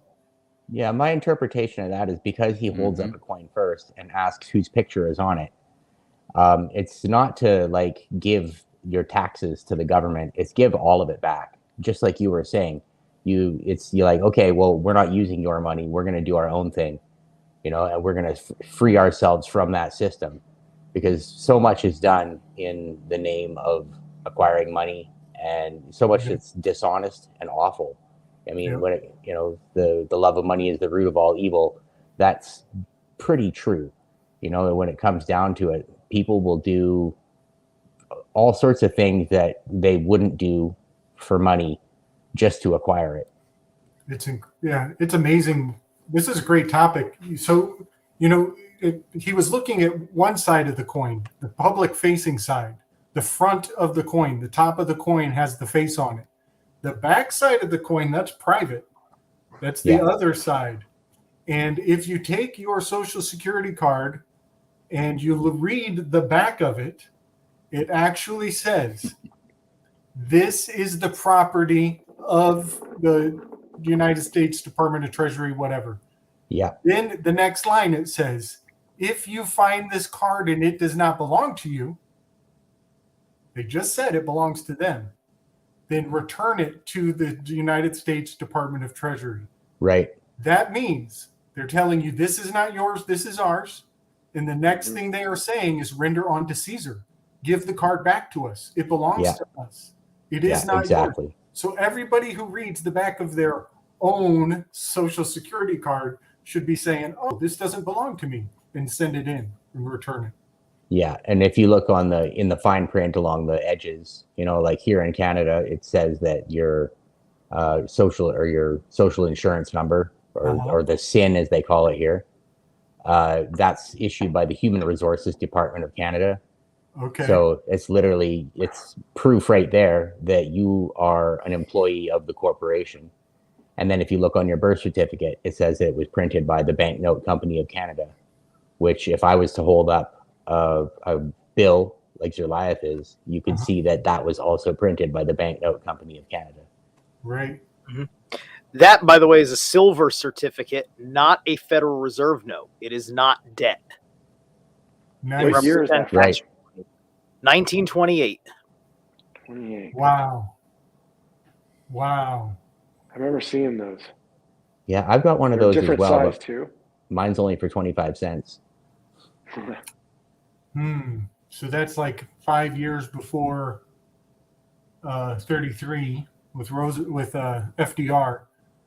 That's cool, man. And it's got the word America on there. It actually says of America. That was neat. Can you hold that back up, Zeroleth?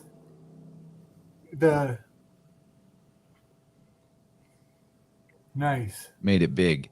Thank you. Wow. It looks pretty similar.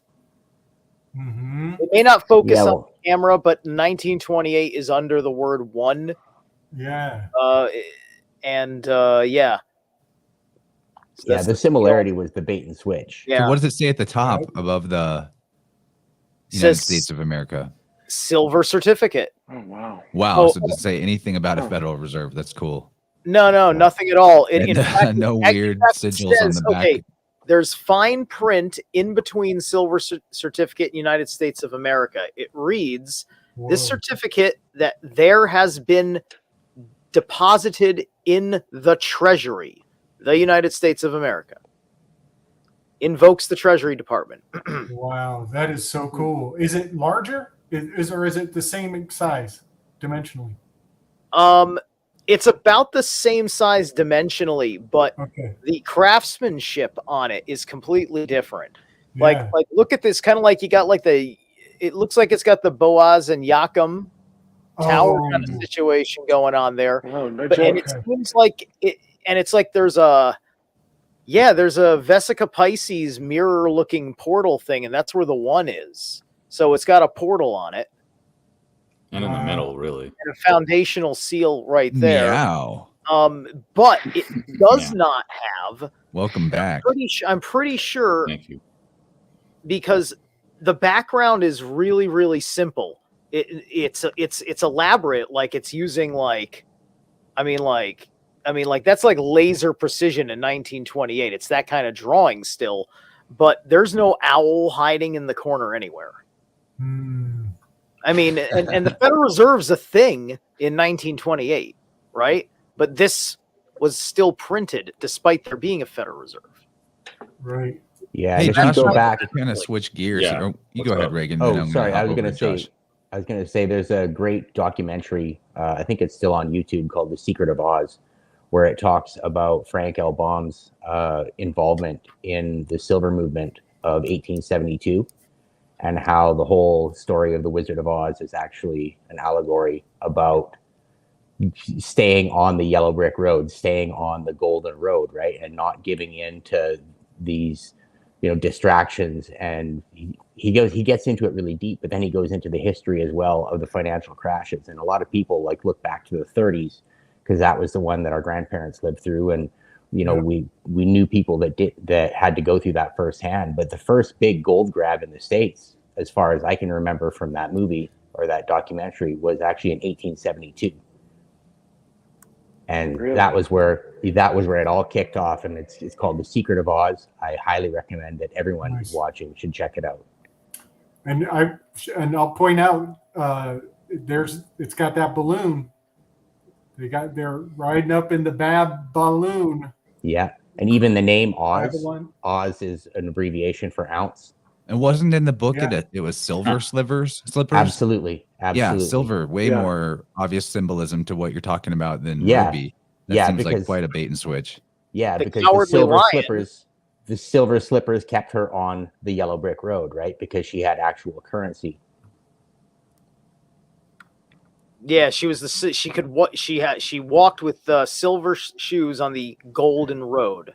Yeah. And the Cowardly Lion represented Andrew Jennings Ryan was his Yeah. name. He was called the Lion of the House, right? Yeah. He was a politician that was well loved by the Silver Movement. He was very much that kind of an economic guy, one of the early like Ron Pauls, if you will. And the Scarecrow represented the farming, the farmer's economy. The Tin Yeah. Man was the industrial economy. Yeah, the Tin Man represented the Rockefellers. Because Yeah. remember, every time he couldn't move, he needed a little bit of oil, right? Oil up my Mhm. joints, and then I can be useful. Yep. So And I he's wanted to tin. hop over to Josh now that he's back and see if he had any ram symbolism he wanted to take us through at the end here. Yeah. I had some links prepared that I sent to you, and I think Regan as well. And of course, we don't have to go through all of it, but I just wanted to hit some themes, some of which we've already Some of it, discussed. do you want it screen shared? Well, I sent them to you, so it might be more efficient bandwidth-wise if you... Yeah, I can do that. It just didn't know if you needed to, if it was Sure, I necessary, can or do if it. you I would mean, just I be able don't to go mind over do it. It's just that it might lag spike or something. Well, I was going to go over, like, I'll have it on my screen, and then I can read it from here. Okay. But you can also present it to folks with your screen if you like. So there's the first one is gnosticwarrior.com/ram. And I'll drop these in the chat. I can do that. I have the chat open here. And I'm really sorry, folks. I try my best to listen. But I had a client call with a crisis, and it was rather intense. So I had to de-escalate. We're glad you're back. So anyway, yeah, thanks. It was just so awkward because I had you guys in my ears, and then they were so loud on the phone I didn't have to take them off. But it's hard to have two conversations at the same time. Mm-hmm. Yeah. Although I much preferred this one.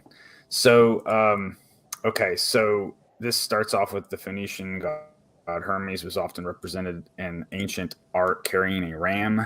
Zeus, the greatest of all Greek gods, had once exhibited himself to Hercules clad in the fleece and wearing the head of a ram. The Hindu version of the ram is Brahman. And ram comes up a lot, like with Rama, for instance. And I was going to also mention that they're all oxen, the ram and the ox. They're kind of all under that classification of oxen. So they're kind of interchangeable with sacrificial animals, I've noticed. And of course, bulls are like the decrees of the Most High. So I've always found that interesting because the ram is like more like the thought, the divine thought, and then the divine speech comes with the bull. So, first the blueprints are conceived in the mind, and then the orders are given with the mouth, right, to carry out the work. So I don't know, you were talking about the diction of Aries earlier and how it kind of flowed. So even with Genesis, there was just the deep, right? And then the Spirit of God moved over the waters and created the lights, and then also the mound of earth. The first mound of earth is like the pyramid. So when we see the pyramid symbolism, that's literally what it's representing, is that first mound of earth. And that's where the lamb was slain, right? And so the gist is that we've been created from the blood-soaked earth of that altar, but we were thought of first, and then this first act of sacrifice in silence, because it's pre-Taurus, right? So this solemn sacrifice of the lamb takes place, the first fruits, and then that's you even have it in the word mourning, being phonetically the same as being in mourning, like grief. Mourning the sun. Yeah. Which really brings a good point, because the way I kind of view time is like it's all cycles. Every second is a cycle, every minute, every hour, every day, every week, so on and so forth. And the way we measure time is just a collection of these cycles. So astrology, as it were, is really the study of patterns, like Kaylee said. So, I think that when we trace that back far enough, there would be this origin day zero of year zero, where it was just the deep, right?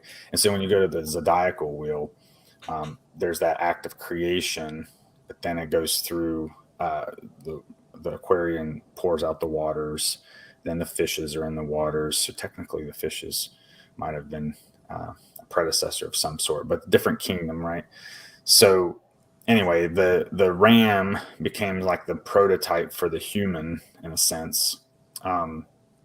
And in the Egyptian stories that really do focus on this mound of earth, there's a ram entity known as Khnum, I think, that fashions humans on the potter's wheel. And you find that symbolism. You find that symbolism a lot in the Bible, where it says that our Creator fashions us as clay vessels. Yep, So that's if your you think Hari about it- Krishna, who's a Harry Potter. So if you think about it, it really does jive well with the thought that we were created from the earthen altar, but we had that. See, and Aries is fire, but not so much fire as the element, but more spirit. Because with the Pisces, it's liquidy water, but then it's really the red blood of the lamb in terms of fire. So it's like spiritual fire. So a little The further optic into thalamus, this. the higher mind. Yeah, the central eye. And the one we're supposed to have is a single eye in our body, right? As it talks about in Matthew 6:22. So as we get further into this little mini weave here, we'll end up with the shin, which is emblematic of that spiritual fire. So I'd associate, maybe Leo more with, fire type heat, because it's in the middle of summer like that. But I think at this time, because it's so representative of the time of sacrifice and a watery environment, I would say that's more, Aries is really more blood and spirit in that regard. Anyway, sorry, I got off on a topic there. But the Freemasons, here in this second paragraph, says the Freemasons honor the symbol of the ram and the name of their Masonic king, known as Hiram Abiff, who's slain as well by the 3 deckhands of winter. They use implements on him: a square, I think a ruler, a square, and then the maul. And the maul is used to hit in the head. That's interesting, because in Pisces is the triangulum. Oh, yeah, because of the 2 fish making a V, right? Yeah, it's kind of interesting. And it kind of looks like an awl, a mason's awl, the triangulum. Interesting. You mean like what's the awl for? Like to make the square and compass symbol, you mean? I think it's called an awl. It's the triangular shape that they use to slap on the Trowel. cement. The trowel.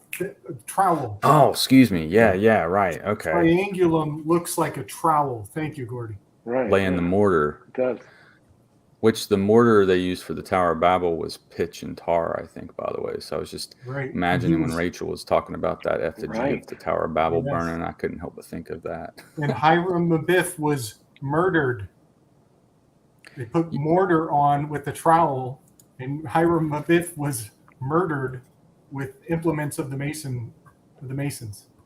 The working tools, yeah. Maybe those are the 2 towers. Oh, jockeying and Boaz. The V. No, well, that too, but the V of Pisces. The way the fish make the V. Mm-hmm. Yeah. By the way, after the 3 deckhands of winter murder him, they bury him, Hiram, and they mark the grave with a sprig of acacia, which is an evergreen, and it's discovered by Aries, one of the laborers. Wow. And then he goes and gets the others, and then they go and find him, and they try to resurrect him, but because he died with the word, nobody knew what the word was to say to reanimate him, so all they could do was resurrect his skeleton. They couldn't bring his spirit back. So, which is what again, Gabriel? This is exactly the same story of the fictional personhood. The skeleton means a form. Form. It's paperwork. It's 2D. It's the papacy. It's the papacy. Right, and it reminds me of Jack Parsons. That's in law, just to be clear. In law, skeleton means a form. Yep.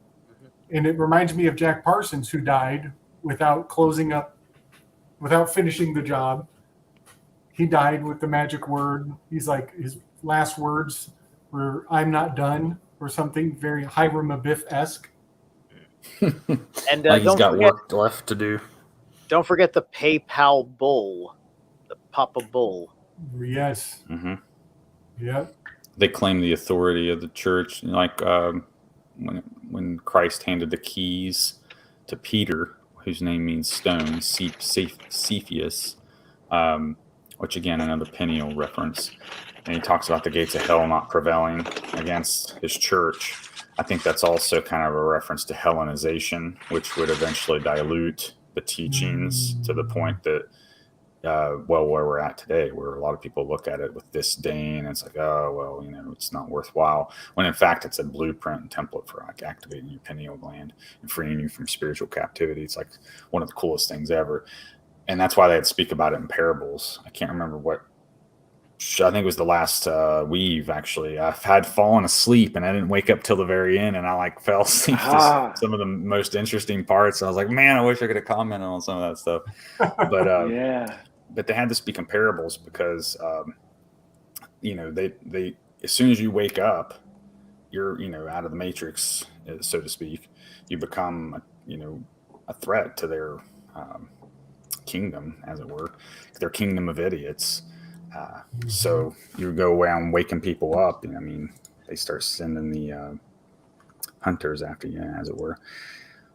And then in the killing of the beautiful is this trend we see. We see it with Balder, with Christ. Kind of mentioned it a little bit earlier in the chat of InnerVerse or Spiders about the mirror on the wall, kind of symbolism too. And the Judas goat versus the sacrificial lamb.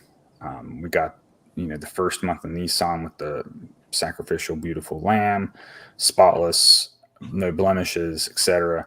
And then on Judgment Day, you deal with your Yom Kippur scapegoat ritual, which has the red yarn in the horns, kind of like similar to that red rope out the window we were talking about earlier. Nice. But it's the bloodline, quite literally, like the red carpet kind of symbolism. You see some of the folks in Hollywood wear the red bracelets too, which sometimes is Kabbalistic, but it's really trying to talk about spiritual salvation. Like they're just trying to activate the pineal gland, I think, is what it really is. I have a few notes here I wanted to hit too before I lost them. But we were talking about lions a minute ago with Oz.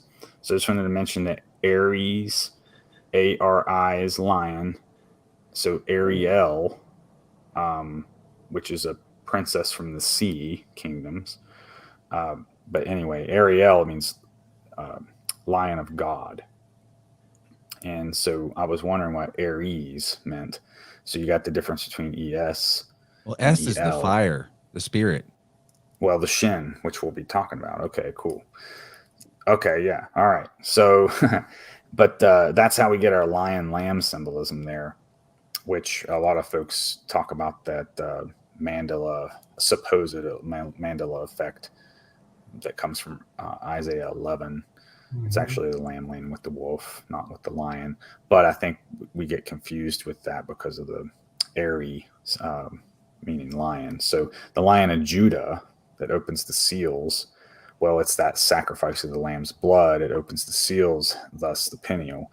And this really highlights the Aries component of the Masonic story too, because when they do raise the skeleton, which is also Saturnian, it's form without flesh, without spirit.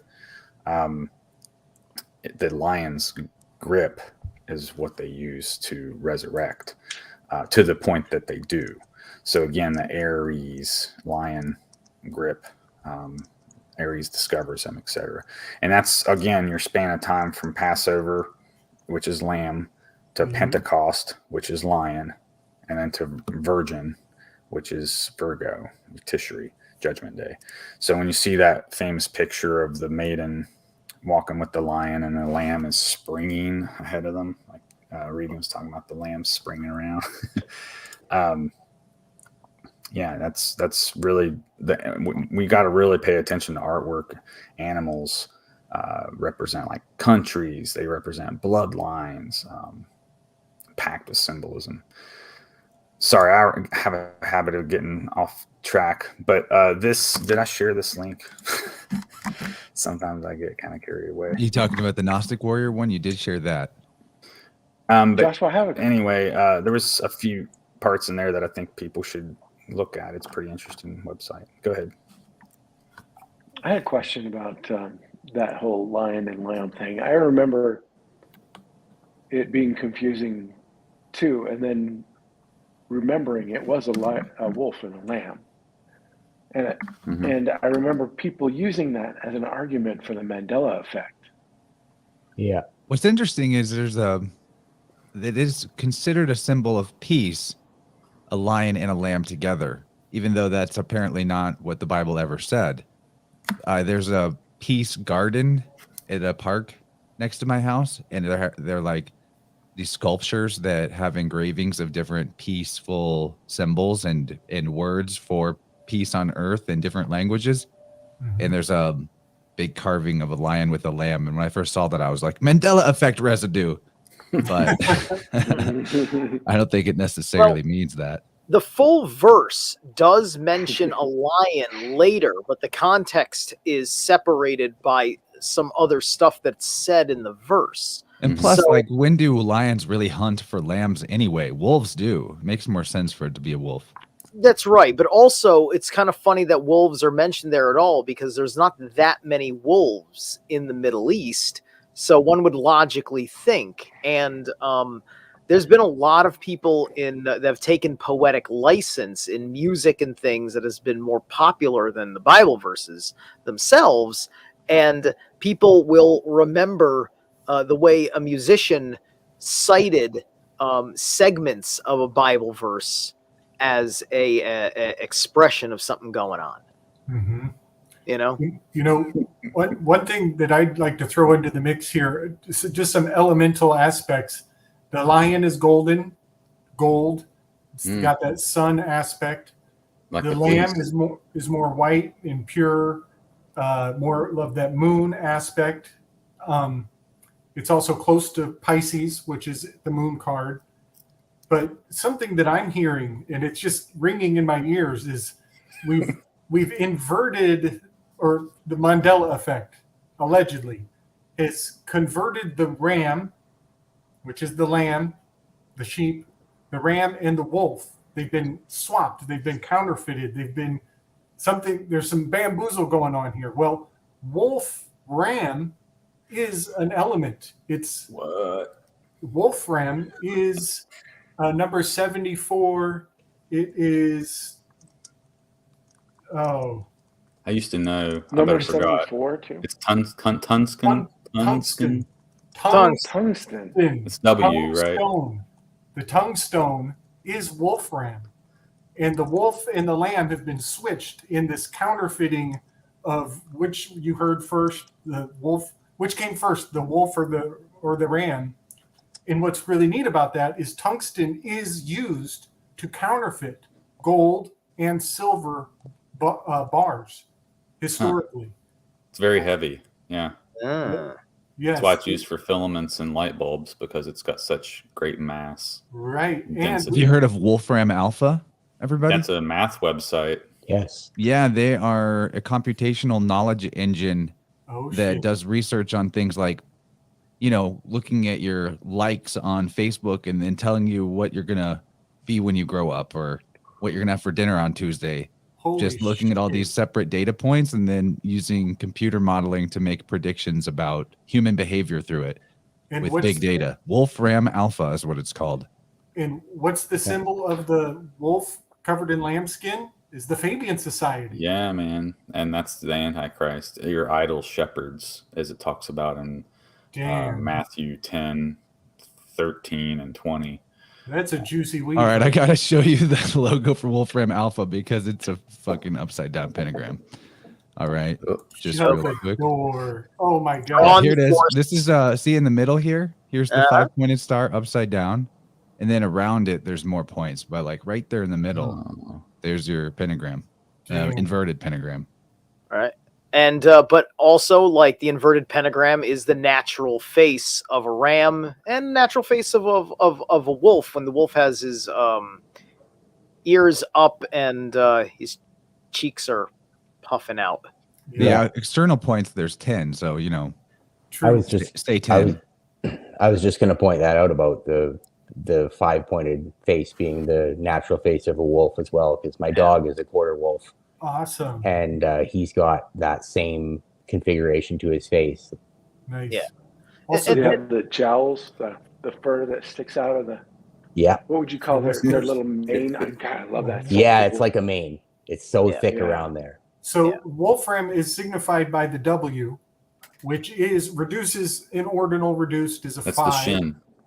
And it's the shin, And your online data is the double of you. the double of you, your second self. Tying into Ophiuchus on my Diction of Aries, big time. And the Shem, Joshua, the Shem, it's the teeth, right? The teeth are used in the bris Yep. ritual. And in the we're still in Taurus here because in Aleister Crowley's deck, the Thoth deck, the Shem is depicted underneath the Aeon card, which is in Taurus. And the Shem, on each end of the Shem on the Aeon card, there's a baby. And it's definitely talking about biting the tips of the dicks off of babies in initiation, which is just crazy. You know, also, if you flip the Aries I symbol do have upside some down, links on shin. the Aries symbol upside down does actually kind of look Go like ahead, a W. Totally. Yeah, I never noticed that before. Well, it makes sense because that when the year comes around to that point, you could look at it almost like a mitosis. Yeah. Well, yeah. Well, I mean, like if it's upside down, another way that it can be seen, because if you're taking the literal form, the way that it cups and then spikes in, I mean, you're talking about being flaccid versus being erect. Yeah. This is interesting. This is a really interesting weave. Also, I want to just throw it out that we talked pardon. about the I Moire. was just going to add that. Oh, go ahead. Well, the Moire is past, present, and future. The future being the youngest of the three. And now we're talking about baby's initiation, the beginning of the year. This is a really good weave. Go ahead, Joshua. I'm sorry. It's fine. Was there a delay or was I just interrupting? Couldn't I tell. think you might be a Is it little working? delayed. Yeah, I think you have a delay. Okay, pardon me. So there were some things in the chat that I wanted to address real quick. Mario was asking about the Emperor card corresponding with Aries and Sulfur. If you had any thoughts on sulfur and the biblical and alchemical significance. So yeah, we often see that sulfur is associated with judgment, such as raining sulfur down on Sodom and Gomorrah. So the topic of judgment came up a lot this week in chat. So, and like when Jonah went to Nineveh, maybe the same thing would have happened in Nineveh had he not done that. But because they did repent when he preached repentance to them, they were spared, even though the city was destroyed later. But in Sodom and Gomorrah's case, the city was so wicked that it was that like Sabbatean, Frankist kind of thing. You know, imagine if there was a cult in those cities trying to bring that wrath on purpose for some reason. You know, that's kind of what we're dealing with today, but Yes. on a worldwide scale almost. But yes. in that case, Lot and Abraham were spared, and it's because God's spirit, he won't destroy his own, and that's what saves the vessels, is having God's spirit in them, right? So he would harvest them out and then take them into the wilderness. So our rapture motif kind of springs up from examples like that, and it kind of compounds and repeats and repeats. And I remember hearing, I think on that last weave, maybe it was Zara that commented about how Rome was being written, Revelations was being written about Rome.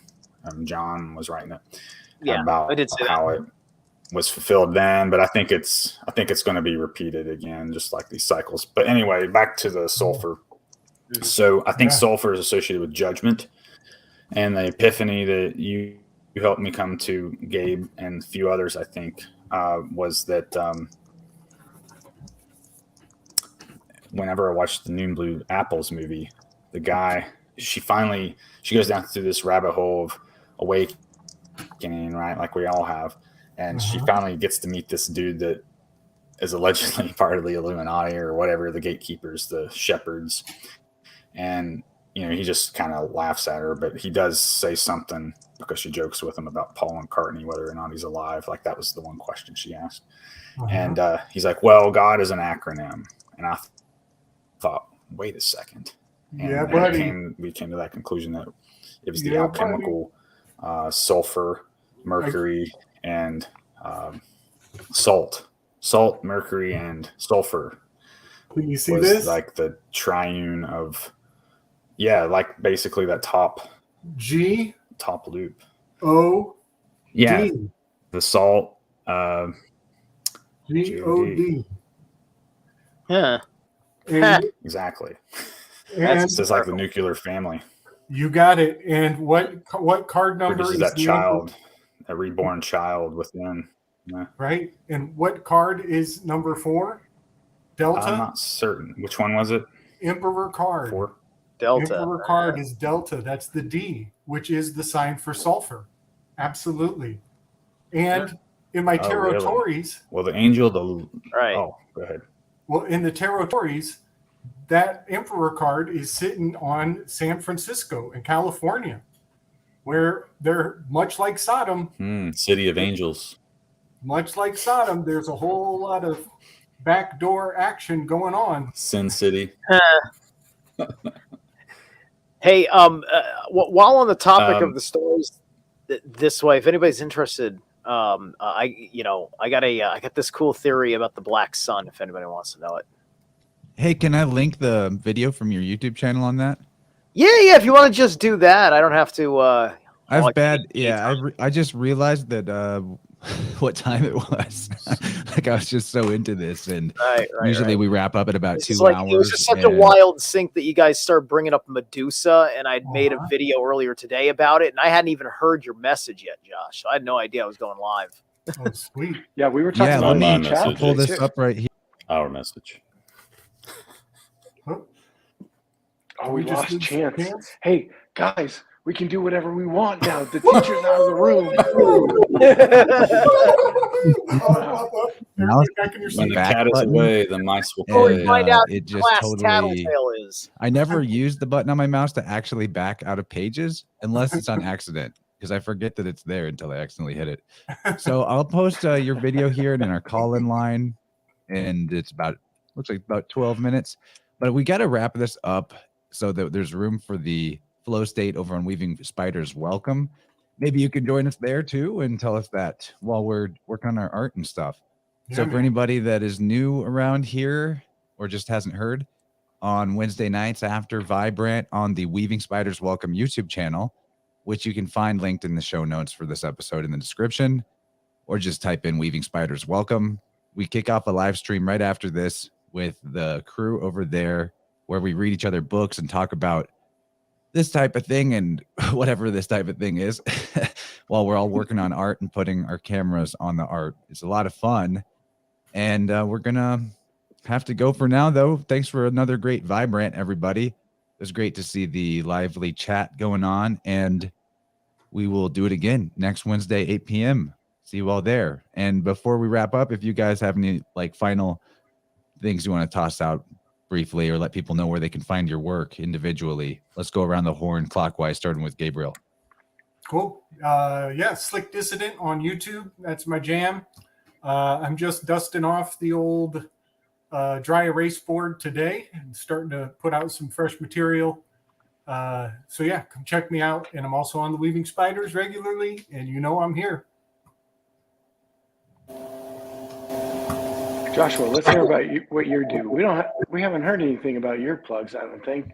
Yeah, I meant to give you plugs at the beginning. Well, I actually have been doing a show with a friend from Montana for I think maybe a year or two at this point. It's called the Solomon Report, and my friend convinced me to start doing shows with people or something like that, because she's like, you have all this stuff to say, so why don't you do a video, YouTube videos or something? So like, well, I don't have a high-end computer or any of the software to do it myself, so I was like looking for people to maybe join, and I found her, and I can share the channel here in the chat. But I don't have a whole lot of my own content. A lot of it's like a playlist I've done with her biblical prophecy and things like that. News, current events, things of that nature. We like to read the Psalms and observe like the planets, especially over Jerusalem. Look at volcanoes, things of that nature. But anyway, I dropped the link there, and you can look for a playlist of the Solomon Report there. Our YouTube channel got wiped out, so we're slowly rebuilding the episodes. So we only have a small number of them, but the aim is to try and upload maybe an old episode each week, in addition to the new ones we typically do on the Sabbath, like Friday or Saturday. And we've done some episodes with Gary Wayne. So if you go to the Genesis6conspiracy.com, you can find his book on there. He's from Canada. We've done a few episodes with him as well, covering things like fairies, Bigfoot,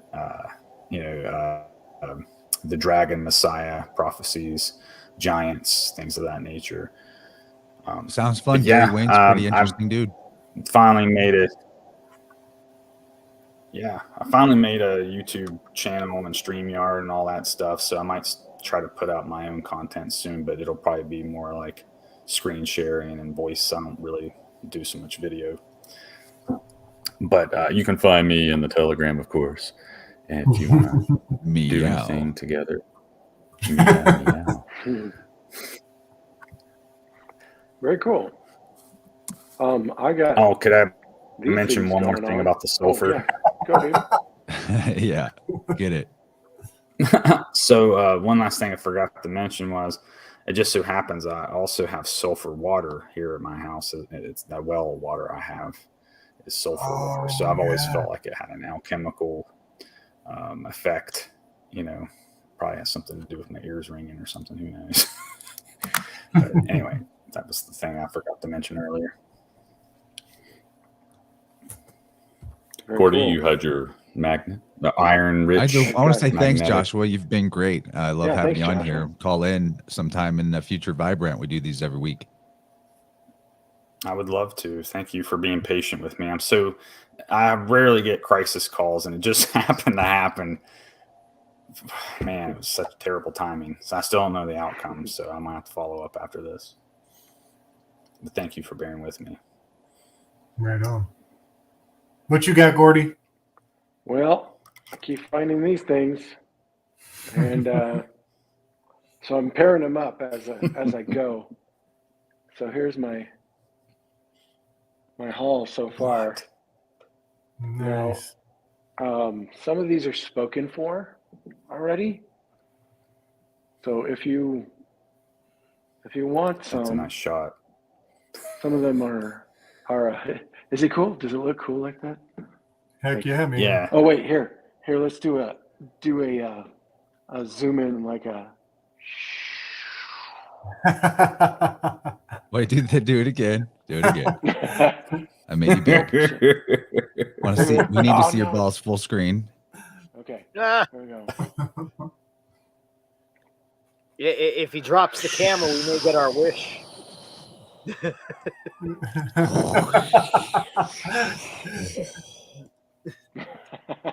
Freaking That awesome. reminds me of that story of the shepherd who discovered magnetism. His name was like Magna something. Sorry to interrupt, but I just found it Magneto. weird. We're talking about sheep Magneto, yeah. herds. Oh. And a shepherd found the Dead Sea Scrolls too, supposedly. Yeah. They got a lot of spare time on their hands, apparently. Yeah. Anyway, find my my Instagram too. I got baby owls. Now the owl cam finally started working, but it's not streaming. So I'm gonna have. So go to the Gordy Two Shoes YouTube channel and start loading baby owl photo videos up there. Probably fairly soon. I'll have to go through them now that. So Gwen is the mom. She fed them 5 times last night. And each time she's coming in with like a big rat. I didn't get a good shot the first night. What? After I getting it going, but 5 rats in one night is makes for very fat babies. That's awesome. So keep checking back. I'll be putting stuff up all the time. Word. Woohoo. All right, Zeralath, where can people find you, my man? All right. Well, my name is extraordinarily unique, so it's pretty much picked up across all the social medias. YouTube being the major preference. So youtube.com/Zeralath Divinations on Facebook, Zeralath Divination Research on Discord, and Twitter, MeWe, Minds. I'm all over the place, Gab. Right on. Thanks for joining us, man. Enjoyed your insights. It's been quite a fiery episode. What's up, Gordy? Yeah, thanks, you got dude. something? Yeah, I'm sorry. One more thing. Can I plug the Conspiratorium? Please. quick? Yeah. Like, Should link it in the chat. Yeah, I'm sorry. Don't it's apologize so for fun. being so awesome. Dude, it's really fun, and I really appreciate everybody that comes to that on Monday nights. Monday nights at 7 Pacific. We do one chapter of the Mystic Bible, and it's a freaking blast. And if you were in that group on Monday, you're going to get It's a Telegram special group of Gordy. So if you are in the Yes. InnerVerse group and tag Gordy and like, where's this? You can find it or just ask about it Mhm. somewhere where we congregate, or maybe someone will drop a link in the chats here. But it's it's a Telegram group, just to be clear. If you guys aren't on Telegram, you're missing out on where all the community is at. Big time. And if you want to find it, it's called the Mystic Inheritance Conspiratorium. There you go.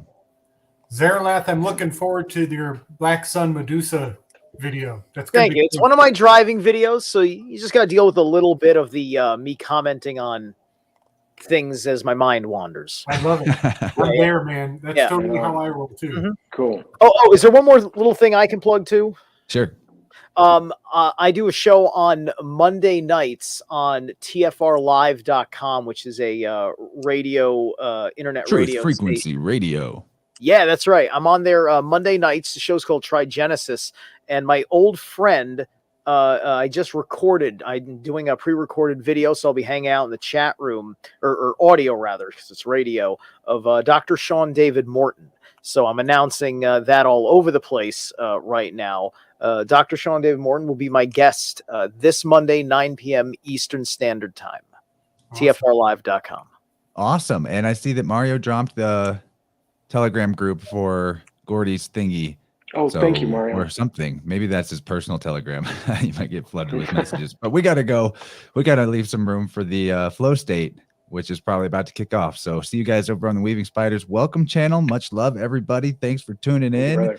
And watch out for a banger InnerVerse with me and Juan from One on One coming at you later this week.